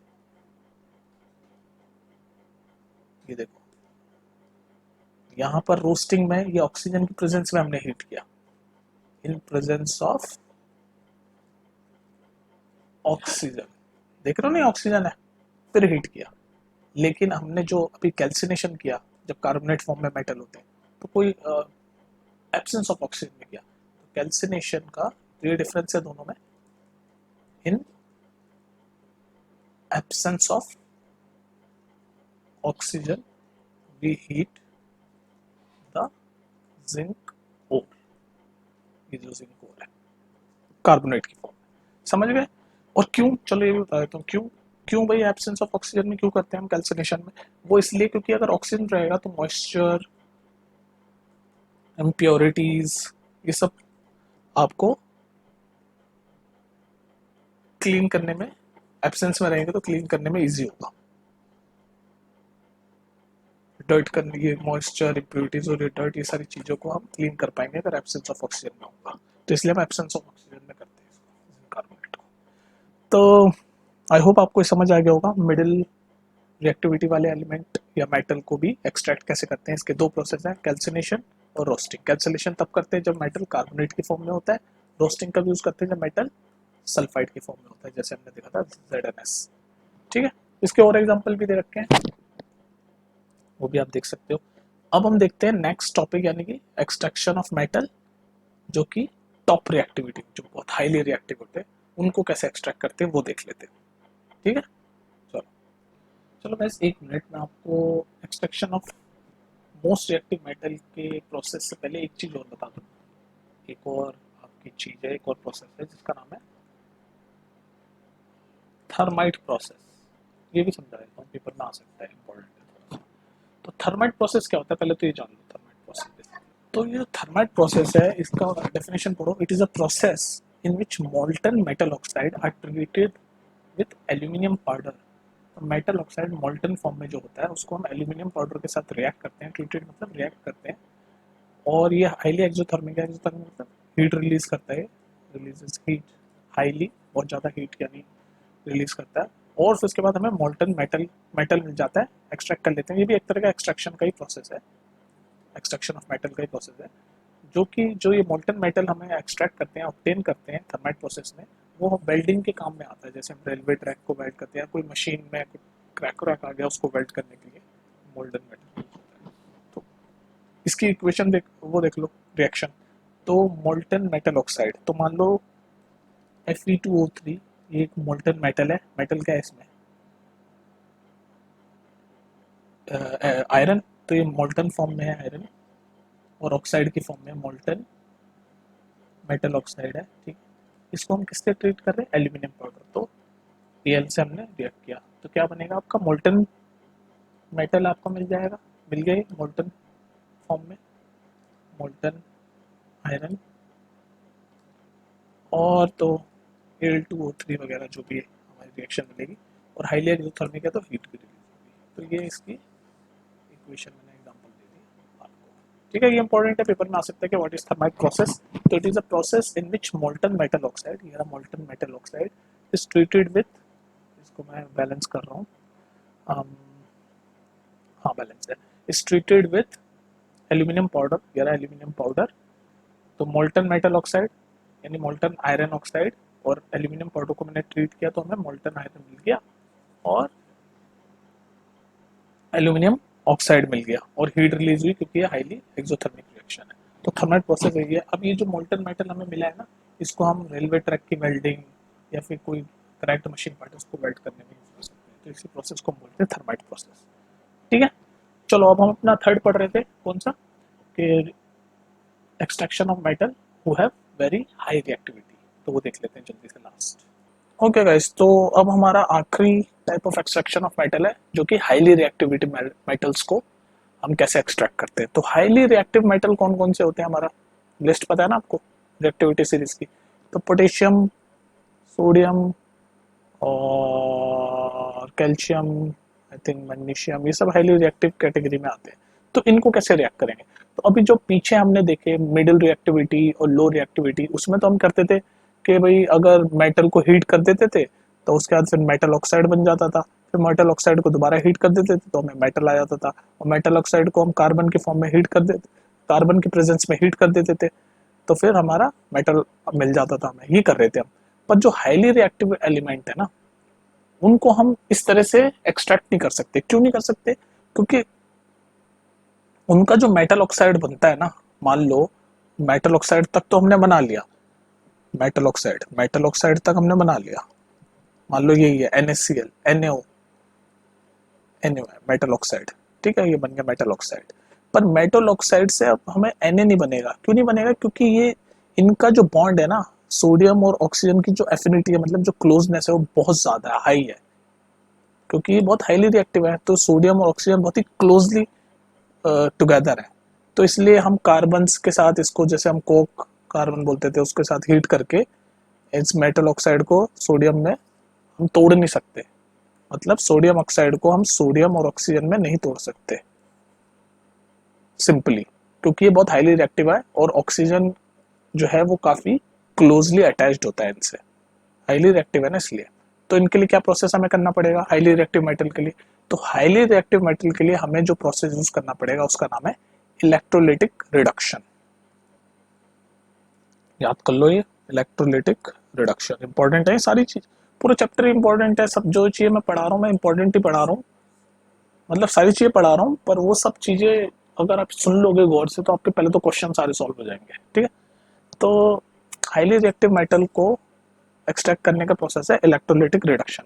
इलेक्ट्रोलिटिक रिडक्शन क्या होता है? इलेक्ट्रोलिटिक रिडक्शन ये होता है कि आप ऐसे लोगे और आप मान लो ये मेटल है जो कि क्लोराइड फॉर्म में है, यानी कि मान लो NaCl है या फिर आपका KCl है, कुछ भी, ये क्लोराइड फॉर्म में है।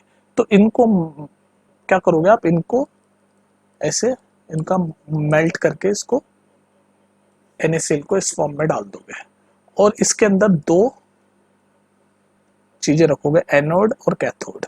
एनोड क्या होता है बताओ? एनोड होता है पॉजिटिव चार्ज, ये एनोड है, और कैथोड होता है नेगेटिव चार्ज। तो अब NaCl है, तो N क्या होता है? NaCl हमने पहले पढ़ा है कि Na में पॉजिटिव होता है और Cl नेगेटिव आयन। Na जो होता है वो पॉजिटिव आयन होता है और Cl जो होता है वो नेगेटिव आयन होता है। सुनते जाओ। तो इलेक्ट्रोलिटिक रिडक्शन समझा रहा हूँ। इलेक्ट्रोलिटिक रिडक्शन में जो इसका सॉल्ट है मेटल का, मेटल क्लोराइड, यानी कि NaCl इस फॉर्म में मैंने एग्जांपल लिया है, इस सॉल्ट को हम इलेक्ट्रोलिटिक रिडक्शन मतलब करंट पास करते हैं, करंट पास करते हैं एनोड और कैथोड के थ्रू, ऐसे कनेक्ट होती है। एक ये है, ये वोल्ट है, ये सब बनाना पड़ रहा है मुझे, है ना, और ये ऐसे कनेक्टेड है। तो इसमें हम करंट पास करेंगे इनके सॉल्ट सॉल्यूशन में। ये सॉल्ट सॉल्यूशन है ना, ये जो पानी की तरह मैंने बनाया है NaCl का जो सॉल्ट सॉल्यूशन है, उसको हम उसके अंदर हम करंट पास करेंगे। करंट पास करेंगे इसलिए तो इस प्रोसेस का नाम है इलेक्ट्रोलिटिक। इलेक्ट्रोलिटिक मतलब इलेक्ट्रिक करंट। तो इलेक्ट्रिक करंट हम पास करेंगे इसमें। तो जैसे ही हम इलेक्ट्रिक करंट पास करेंगे तो Na हमारा पॉजिटिव आयन है, तो जो और एनोड पॉजिटिव आयन क्या अट्रैक्ट होगा अपोजिट पे, तो एनोड ये हमारा पॉजिटिव आयन कैथोड पे जाके चिपक जाएगा। तो हमारा सोडियम जो है वो कैथोड पे जाके चिपक जाएगा, यहाँ पर हमारा सोडियम आ जाएगा। और ये है क्लोरीन नेगेटिव आयन, तो ये अपोजिट यानी पॉजिटिव पे जाके, यानी एनोड पे जाके चिपक जाएगा। तो बस अब हमारा ये सोडियम हमारा कैथोड से हम इकट्ठा कर लेंगे, क्योंकि सोडियम पे जाके प्योर सोडियम मेटल चिपक गया, और हम इस तरह इलेक्ट्रोलिटिक रिडक्शन से अपना सोडियम ले लेंगे। तो ये प्रोसेस है इसमें इलेक्ट्रोलिटिक रिडक्शन। बोलो समझ गए? कोई दिक्कत? एक और चीज बता देता हूँ। अब जैसे कैथोड पे, कैथोड जो होता है मैंने बताया वो नेगेटिवली चार्ज होता है, तो Na जो होता है वो पॉजिटिव आयन होता है, तो यहाँ से हमें Na मिल गया। तो इस प्रोसेस को हम क्या बोलेंगे? Na कैसे मिला हमें? Na पॉजिटिव चार्ज है और कैथोड का एक इलेक्ट्रॉन हमने क्या किया बताओ? कैथोड का एक इलेक्ट्रॉन हमने गेन किया, तो हमें क्या मिल गया?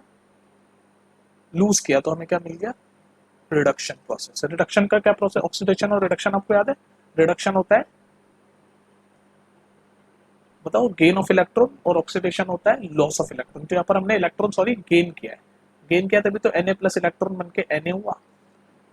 भाई ये याद है ना, रिडक्शन और ऑक्सीडेशन। रिडक्शन मतलब गेन ऑफ इलेक्ट्रॉन, ऑक्सीडेशन मतलब लूज ऑफ इलेक्ट्रॉन। अगर ये आपको याद करने में दिक्कत हो रही है तो ऐसे याद कर लो, oil oxidation lose of electron, RG Rahul Gandhi की तरह से याद कर लो, रिडक्शन यानी गेन ऑफ इलेक्ट्रॉन, याद करने का तरीका।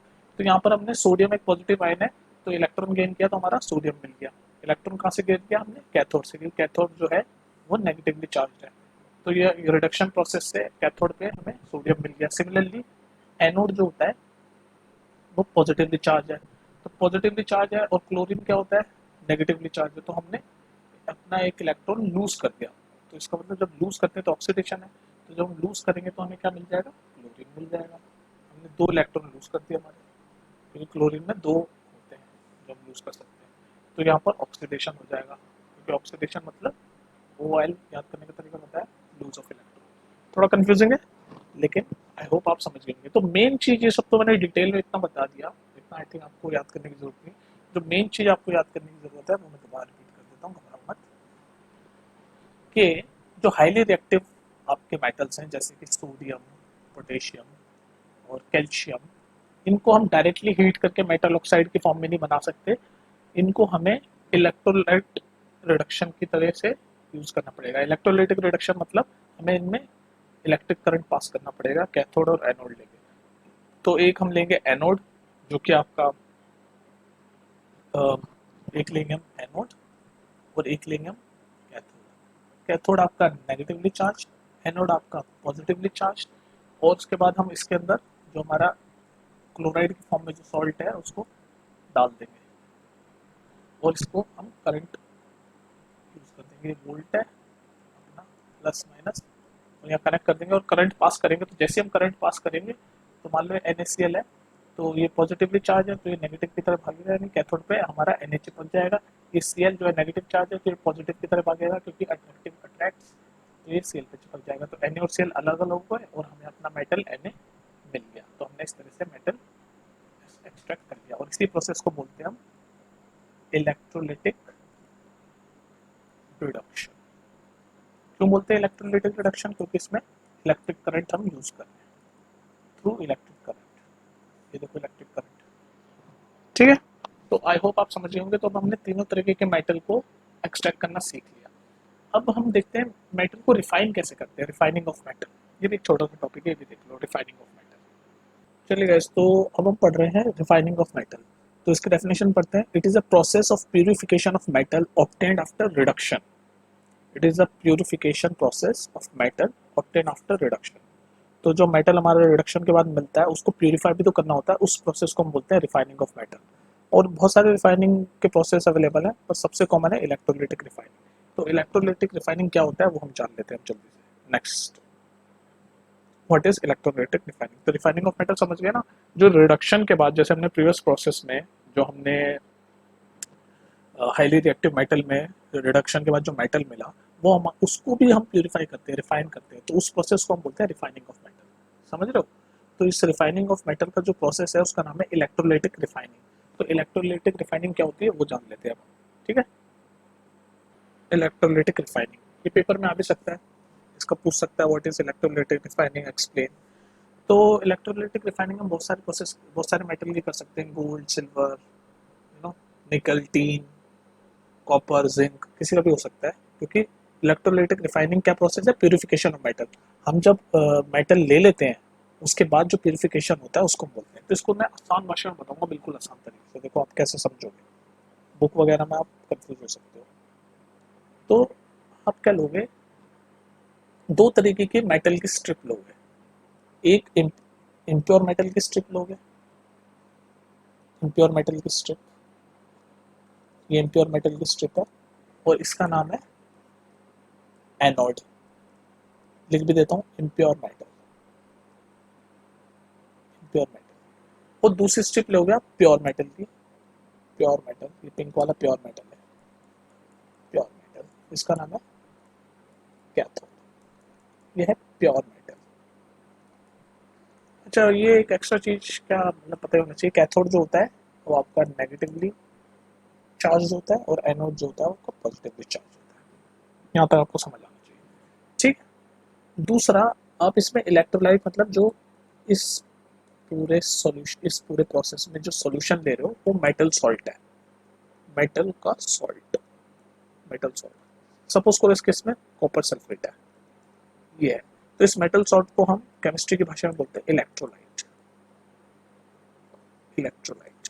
तो ये जो मेटल सॉल्ट हमने लिया है, मान लो हमने माना है कॉपर सल्फेट, तो ये इलेक्ट्रोलाइट है। ठीक है, अब देखो प्रोसेस क्या है आपका। अब हम इसको पहले तो इलेक्ट्रिकली कनेक्ट करते हैं। तो कैसे कनेक्ट करेंगे, ये नेगेटिव एनोड अपना पॉजिटिवली चार्ज है और कैथोड आपका नेगेटिवली चार्ज है। ठीक है, तो पहले तो आप इसको कनेक्ट कर लेता हूँ मैं जल्दी से आपके सामने, एनोड और कैथोड। तो एनोड है ऐसे गया, ये बड़ा ये छोटा वोल्ट, ये की है, और आपका ये दूसरी की है, और ये आपका जाके मान लो ऐसे कनेक्ट हो गया। थोड़ी डायग्राम समझ लो, ये है की, डायग्राम बना देना। ठीक है, समझ गए, anode positively charge impure metal, cathode negatively charge pure metal. अब हम क्या करेंगे, हम इसमें इलेक्ट्रिक करंट पास करेंगे, की को कनेक्ट कर देंगे यहाँ पर, और इलेक्ट्रिक करंट पास होगा। तो जैसे ही इलेक्ट्रिक करंट पास होगा तो पता क्या होगा, गौर से सुनो, बस आसान भाषा में समझ आ जाएगा। इलेक्ट्रोलाइटिक रिफाइनिंग, जैसे इलेक्ट्रिक करंट पास होगा तो आपका एक काम होगा कि ये जो इम्प्योर मेटल की स्ट्रिप है, इसमें से इम्प्योर मेटल की स्ट्रिप जो है ना, जैसे हम करंट पास करेंगे तो इसमें से प्योर मेटल इसमें इलेक्ट्रोलाइट में डिसॉल्व होता रहेगा। प्योर मेटल, इम्प्योर है ना ये मेटल, पर इसमें से प्योर मेटल, इसमें ये जो इलेक्ट्रोलाइट है मेटल सॉल्ट कॉपर सल्फेट, इसमें डिसॉल्व होता रहेगा। और उतना ही अमाउंट ऑफ, जितना अमाउंट इस इम्प्योर मेटल में से प्योर मेटल डिसॉल्व हुआ, और उतना ही अमाउंट जाके इस कैथोड वाली ट्यूब पे जाके चिपकता रहेगा। ये जाके ऐसे चिपक जाएगा कैथोड पे, यहाँ पर इसमें से निकला, ये इम्प्योर मेटल में से प्योर मेटल ये निकला, और ये प्योर मेटल यहाँ जाके चिपक गया। तो ये प्रोसेस कंटिन्यूसली चलता रहेगा, निकलता रहेगा, इस पे चिपकता रहेगा, निकलता रहेगा, चिपकता रहेगा, निकलता रहेगा, चिपकता रहेगा, निकलता रहेगा, चिपकता रहेगा, इसमें से निकलेगा और इसमें जाके चिपक जाएगा। तो अंटिल जब पूरा का पूरा मेटल आयन इस पे जाके चिपक जाएगा, प्योर मेटल कैथोड पे, कैथोड पे जब प्योर पूरा मेटल, कंप्लीट प्योर मेटल चिपक जाएगा, तब तक ये प्रोसेस चलता रहेगा।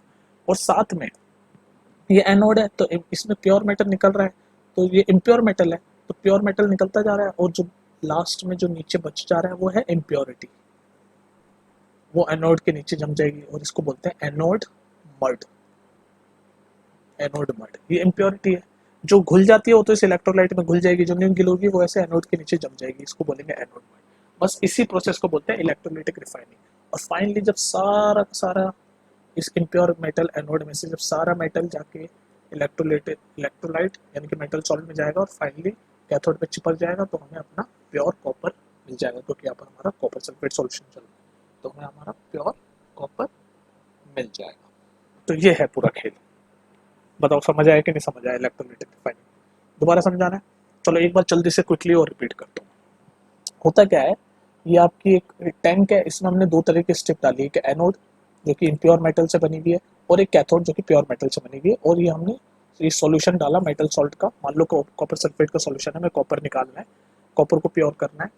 ठीक है, तो अब आप क्या करोगे इसमें, अब आप क्या करोगे कि आप जैसे ही करंट कनेक्ट करोगे इसमें, तो आप क्या करोगे, ये जो इम्प्योर मेटल की स्ट्रिप है इसमें से प्योर मेटल निकलता जाएगा, और इलेक्ट्रोलाइट यानी कि सॉल्यूशन में घुल मिल जाएगा, और इस सॉल्यूशन से वो कैथोड में जाके चिपकता रहेगा, जैसे ही चिपक रहा है येलो येलो येलो, चिपकता रहेगा, चिपकता रहेगा। और ये प्रोसेस तब तक रिपीट होता रहेगा जब तक सारा प्योर मेटल इलेक्ट्रोलाइट में मिलके फिर फाइनली कैथोड में ना चिपक जाए। और जब सारा मिल जाएगा हमें प्योर मेटल, तो ये प्रोसेस रुक जाएगा। अब जब ये प्रोसेस में इम्प्योर ये स्ट्रिप में से प्योर मेटल निकल रहा होगा, तो इम्प्योरिटी भी तो जमा होती रहेगी। तो ये जो इम्प्योरिटी जमा होती है एनोड के नीचे जमा हो जाएगी, क्योंकि एनोड में ही है इम्प्योर मेटल, और एनोड के नीचे जो इनसॉल्युबल इम्प्योरिटी वो जमा होती रहेगी, और उसका नाम है एनोड मेटल। ये भी पूछ लेता है क्वेश्चन में। और इसी पूरे प्रोसेस को बोलते हैं इलेक्ट्रोलाइटिक रिफाइनिंग। और हमने पूरा का पूरा हमारा मेटल रिफाइन कर देंगे, और वो कैथोड पे से चिपका हुआ हमें मिलेगा एकदम प्योर मेटल। ठीक है, तो ये था इलेक्ट्रोलाइटिक रिफाइनिंग। अब आपका क्या रह गया, आई थिंक अब आपका ज़्यादा कुछ रह नहीं गया। दो तीन मैं आपको टर्म्स हैं वो और समझाता हूँ, क्योंकि पेपर में वो पूछ लेते हैं, वो समझाता हूँ। बाकी चैप्टर आपका अभी खत्म हो चुका है। दो तीन टर्म है इंपॉर्टेंट, छोटे छोटे टर्म है, वो और मैं सिखा देता हूँ आपको। ठीक है, सीख लो दो तीन टर्म्स, टर्मिनोलॉजी या डेफिनेशन बोल लो, वो दो तीन और सीख लो। ठीक है, समझ आ गया सब? ये बहुत इंपॉर्टेंट वीडियो है, इसको दो तीन बार देख लेना, और ये इंपॉर्टेंट चैप्टर है। चलिए गाइस, नेक्स्ट टॉपिक हम पढ़ते हैं कोरोजन। हमने चैप्टर 1 में ही पढ़ा थोड़ा बहुत कोरोजन, यहाँ पर भी पढ़ लेते हैं। कोरोजन का मतलब मैं मान के चलता हूँ कि आपको आता है, नहीं भी आता तो मैं बताता हूँ। It is a slow process in which metal get damaged, or slow process of metal damage कैसे होता है material damage? Through reaction of atmospheric air, water यानी कि मॉइस्चर, मतलब इन सब के वाटर मॉइस्चर ये सब से जब एटमॉस्फेयर में जितनी भी चीज़ें उनसे रिएक्ट होकर जो मेटल्स है ना हमारे, वो डैमेज होते रहते हैं। जैसे फॉर एग्जांपल रस्टिंग, जंग लग जाता है आयरन पे, या फिर आपने देखा होगा कॉपर ग्रीन कलर का हो जाता है ना, आपने देखा होगा कॉपर भी एक मेटल है, उसको ग्रीन ग्रीन आपने अगर आपके घर में कॉपर का जग होगा तो आपने देखा होगा वो ग्रीन ग्रीन जम जाता है, वो कोरोजन का ही मटेरियल मेटल डैमेज होता है। और आपका सिल्वर, चांदी की जो चीज़ें आपने देखा होगा ब्लैक हो जाती है, वो भी रिएक्शन होता है थ्रू वाटर एयर, इससे तो इसी प्रोसेस को बोलते हैं कोरोजन। तो जब कोरोजन हो रहा है तो उसका कुछ प्रिवेंशन भी होना चाहिए ना लाइफ में। कोरोजन हो रहा है तो प्रिवेंशन भी होना चाहिए, तो अब हम पढ़ेंगे नेक्स्ट प्रिवेंशन ऑफ कोरोजन। तो उसमें कुछ टर्म है छोटे छोटे, कुछ टर्म्स हैं मैं आपको बता देता हूँ क्या क्या है। तो पहला टर्म है जो कि आपको कोरोजन से बचाता है, जिसका नाम है गैल्वेनाइजेशन। गैल्वेनाइजेशन ये क्या बना है मैं आसान भाषा में बताऊंगा। गैल्वेनाइजेशन क्या प्रोसेस है? गैल्वेनाइजेशन ये प्रोसेस है जिसमें जो मोल्टन जिंक है ना उसमें डिप कर देते हैं, मतलब कि बेसिकली मोल्टन जिंक, जिंक का जो पिघला हुआ फॉर्म है उससे हम पेंट कर देते हैं आसान भाषा में, मोल्टन जिंक में डिप कर देते हैं अपने आयरन को या स्टील को, आयरन या स्टील इस तरीके के जो हमारे प्रोडक्ट हैं, जैसे घर में डोर्स होते हैं या विंडोज होती है, उनको अगर हम मोल्टन जिंक से पेंट कर दें तो वो फिर कोरोजन नहीं होगा, रस्ट नहीं लगेगा इनमें। इसी प्रोसेस को बोलते हैं गैल्वेनाइजेशन। तो याद रखो गैल्वेनाइजेशन मतलब coating of molten zinc on iron और स्टील प्रोडक्ट। ठीक, ये कोरोजन से बचाता है। तो पहला प्रिवेंशन ऑफ कोरोजन हो गया गैल्वेनाइजेशन। दूसरा पढ़ते हैं अलोइंग। अलोइंग का मतलब पता क्या होता है? अलोइंग में हम क्या करते हैं, मान लो हमारा कोई मेटल है तो we improve the properties of metal by mixing it with some other metal or non-metal. मतलब alloy का मतलब ही बेसिकली ये होता है कि mixture of metals, mixture of metals और नॉन मेटल्स और नॉन मेटल्स, समझ गए? मतलब हमारा कोई मेटल है, मान लो फॉर एग्जांपल कॉपर ही है, और हमें पता है यार कॉपर कोरोजन से ग्रीन कलर का हो जाता है, तो उसमें हम और कुछ मेटल भी मिला देंगे, तो copper plus some other metal, ताकि उसकी प्रॉपर्टी इंप्रूव हो जाए और वो ऐसे इतनी जल्दी कोरोजन ना हो उसमें। तो इस तरह का अब ये copper plus some another metal जो है ये मिक्सचर हो गया, तो इस मिक्सचर को बोलते हैं अलोइंग, अलोय, और इस प्रोसेस को बोलते हैं अलोइंग। इस मिक्सचर को बोलेंगे अलोय और इस प्रोसेस को बोलेंगे अलोइंग। तो ये भी एक तरह का प्रोसेस यूज हो सकता है हमारा कोरोजन से बचने के लिए कि हम मेटल्स को मिक्स कर दें ताकि उसकी प्रॉपर्टी पूरी चेंज हो जाए, और वो चेंज पॉजिटिव तरीके से चेंज हो ताकि वो कोरोजन ना लगे, रस्ट ना लगे, ठीक है? चलो एक और चीज पढ़ते हैं। चलो मैं आपको एक एग्जांपल भी देता हूँ समझ का। मान लो आयरन है, आयरन में बहुत जल्दी रस्ट लगती है ना, हमें पता है रस्ट लगती है, तो हम आयरन को पता है किससे किस किस चीज से मिक्स कर सकते हैं? क्रोमियम, जिंक, निकल, इस सब चीज जब हम मिक्स कर देते हैं तो ये अलॉय बन जाता है, तो उस अलॉय को बोलते हैं स्टेनलेस स्टील। और आपने सुना होगा स्टेनलेस स्टील पे रस्ट नहीं लगता। तो हमने आयरन की प्रॉपर्टी चेंज कर दी अलॉय का, अलॉय बना के या अलॉइंग प्रोसेस से, और हमें कोरोजन में हेल्प मिली। ठीक है, ये एग्जांपल भी दे दिया मैंने अलॉइंग का कि आयरन में अगर हम क्रोमियम, जिंक या निकल मिला दें तो स्टेनलेस स्टील बन जाती है, और स्टेनलेस स्टील में जल्दी से रस्ट नहीं लगता। समझ रहे हो? नेक्स्ट देखो। तो नेक्स्ट हमारा जो प्रिवेंशन ऑफ कोरोजन है वो है ग्रीसिंग और ऑयलिंग। ये तो आपने देखा होगा, आप हम अपने लोहे के दरवाजों पे भी पेंट करते हैं, ग्रीस करते हैं, ऑयलिंग करते हैं। तो वो जो प्रोसेस है वो इसलिए इम्पोर्टेंट होता है कोरोजन के लिए, क्योंकि उसमें क्या होता है कि आपका, तो ये ग्रीसिंग और ऑयलिंग क्या करती है, मान लो आयरन डोर है या आयरन विंडो है, उस पर हम ग्रीस कर लेंगे ना, तो वो जो एयर है या मॉइस्चर है उसको उस ऑब्जेक्ट पे, यानी यहाँ पर हमारे इस केस में ऑब्जेक्ट है डोर, उसके कांटेक्ट में नहीं आने देगा। जो कांटेक्ट में आएगा तो वो उसको डैमेज नहीं कर पाएगा और रस्ट नहीं पड़ पाएगा। तो ये इसलिए मददगार है ग्रीसिंग एंड ऑयलिंग। समझ गए कि ग्रीसिंग एंड ऑयलिंग क्या करता है कि मॉइस्चर, एयर इसको कांटेक्ट पे नहीं आने देता आर्टिकल के, आर्टिकल यानी अपने प्रोडक्ट के जिसको हम बचाना चाह रहे हैं ग्रीसिंग ऑयलिंग करके, और इस वजह से वो उस पर रस नहीं ला सकता। चौथा जो प्रोसेस है वो है टिन प्लेटिंग। कर दो टिन प्लेटिंग, ये याद रखना इंपॉर्टेंट है। एंड क्रोमियम प्लेटिंग, ये तो मैं आपको बता भी चुका हूँ कि क्रोमियम प्लेटिंग, क्योंकि ये दोनों जो मेटल है ना, टिन एंड क्रोमियम, ये दोनों क्या है, ये रिस्ट्रेंट है कोरोजन के, ये रेजिस्टेंट है, resistant of corrosion, resistant of corrosion. तो ये दोनों जो है, इनकी अगर प्लेटिंग करते हैं, मतलब इनकी थिन लेयर हम मेटल पे लगा दें, तो हमारा मेटल जो है वो डैमेज नहीं होगा, कोरोजन नहीं आएगा। तो इस तरीके की प्लेटिंग को हम बोलते हैं इलेक्ट्रो प्लेटिंग। क्या बोलते हैं? इलेक्ट्रो प्लेटिंग के प्रोसेस से, इलेक्ट्रो प्लेटिंग प्रोसेस से अगर हम टिन प्लेटिंग कर दें या क्रोमियम प्लेटिंग कर दें, अपने मान लो iron, for example iron object पे, तो उस पे फिर रस्ट नहीं आएगा। क्यों नहीं आएगा? क्योंकि ये टिन और क्रोमियम, ये दोनों जो है वो रेजिस्टेंट ऑफ कोरोजन है। ठीक है, समझा दिया मैंने आपको। अब एक और लास्ट दो चीजें और छोटे छोटे टर्म्स में आपको बता दूं। अलॉय मैंने आपको समझा दिया। अलॉय क्या होता है? मिक्सचर ऑफ मेटल, पहले पढ़वाया था ना। अलॉय मतलब मिक्सचर ऑफ मेटल्स, या फिर मिक्सचर ऑफ, ये भी ऐसा नहीं है कि सिर्फ दो मेटल का ही मिक्सचर हो, mixture of metal plus non metal भी हो सकता है अलॉय में। अलॉय का मतलब सिंपल ये है कि मतलब एक नहीं है उसमें, दो या तीन मेटल है, या फिर मेटल और नॉन मेटल का कॉम्बिनेशन है, सिंपली। ठीक है, तो अलॉय की डेफिनेशन क्या है? It is a homogeneous mixture of two or more metal और a metal and a non metal. Alloy is a mixture, homogeneous mixture of two or more metal और a metal और a non metal. तो देख लो alloy की definition, alloy is a homogeneous mixture of two or more metal और a metal और a non metal. तो alloy क्या होता है? होमोजेनियस। होमोजेनियस मतलब कि जो रेशियो हम लेंगे मेटल्स का, वो एक मतलब सेम टाइप का होना चाहिए। होमोजेनियस मतलब same type of ratio, same type of ratio मतलब एक प्रॉपर रेशियो में हमने मेटल को मिक्स करेंगे तभी अलॉय बनेगा, वरना पता नहीं क्या बन जाएगा।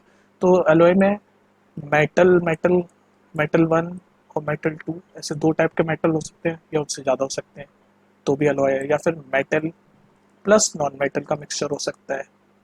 ठीक है, तो उसको हम बोलते हैं अलॉय। अब एक चीज और जानने वाली है, एक टर्म और जानने वाली है, जिसका नाम है एमेलगम।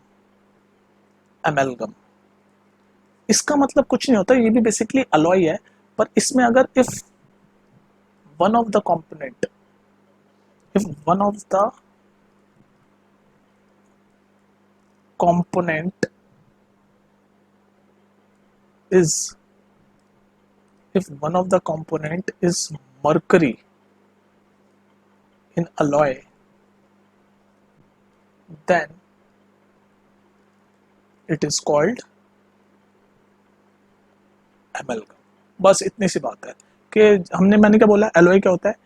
दो या दो से ज्यादा मेटल या मेटल और नॉन मेटल का कॉम्बिनेशन कुछ भी हो सकता है, उसको हम अलॉय बोलते हैं। लेकिन अलॉय में अगर कोई एक कंपोनेंट मरकरी हो गया, तो उसके लिए एक नया टर्म है जिसका नाम है अमेलगम। दैट्स इट, कंफ्यूज होने की जरूरत नहीं। So it is one, if one of the component is mercury in alloy, then it is called amalgam। तो amalgam का मैं कुछ आपको एग्जांपल देता हूँ, जैसे सिल्वर मरकरी अमेलगम, या फिर सिल्वर और मरकरी का मिक्सचर होगा तो वो भी एक अमेलगम होगा, या फिर आपका सोडियम मरकरी, सोडियम मरकरी, तो ये दोनों अमेलगम के एग्जांपल हैं। तो आई थिंक आपका ये चैप्टर अब खत्म हो चुका है, बहुत ही लंबा खिंच गया। मैं रिकमेंड करूंगा ये वीडियो रुक रुक के देखो और दो तीन बार देखो, पूरा चैप्टर इसमें कंप्लीट है। और धीरे धीरे फिर हम सारे क्वेश्चंस करेंगे। अब आप देखना, जब आप क्वेश्चंस करोगे ना इस चैप्टर को पढ़ने के बाद, ये वीडियो को देखने के बाद, तो आपको कितने इजीली सारे क्वेश्चन आप सॉल्व कर पाओगे। बस मैं ये मानता हूँ इसमें बहुत सारी चीज़ याद करने के लिए, इसलिए मैं बोलूँगा कि ये दो या तीन बार देखने वाली वीडियो है, एक बार ही में काम नहीं चलेगा। और जो बच्चे यहाँ एंड तक बने हुए हैं उनके लिए जोरदार तालियां, ये मेरी तरफ से तालियां उनके लिए। क्या बात है, तुमने यार पूरी इतनी लंबी चौड़ी वीडियो देख ली। Heads off to your concentration, बहुत बढ़िया, अच्छा करोगे तुम एग्जाम में। ठीक है, तो मिलते हैं नेक्स्ट वीडियो में with new chapter. Till then take care, bye bye.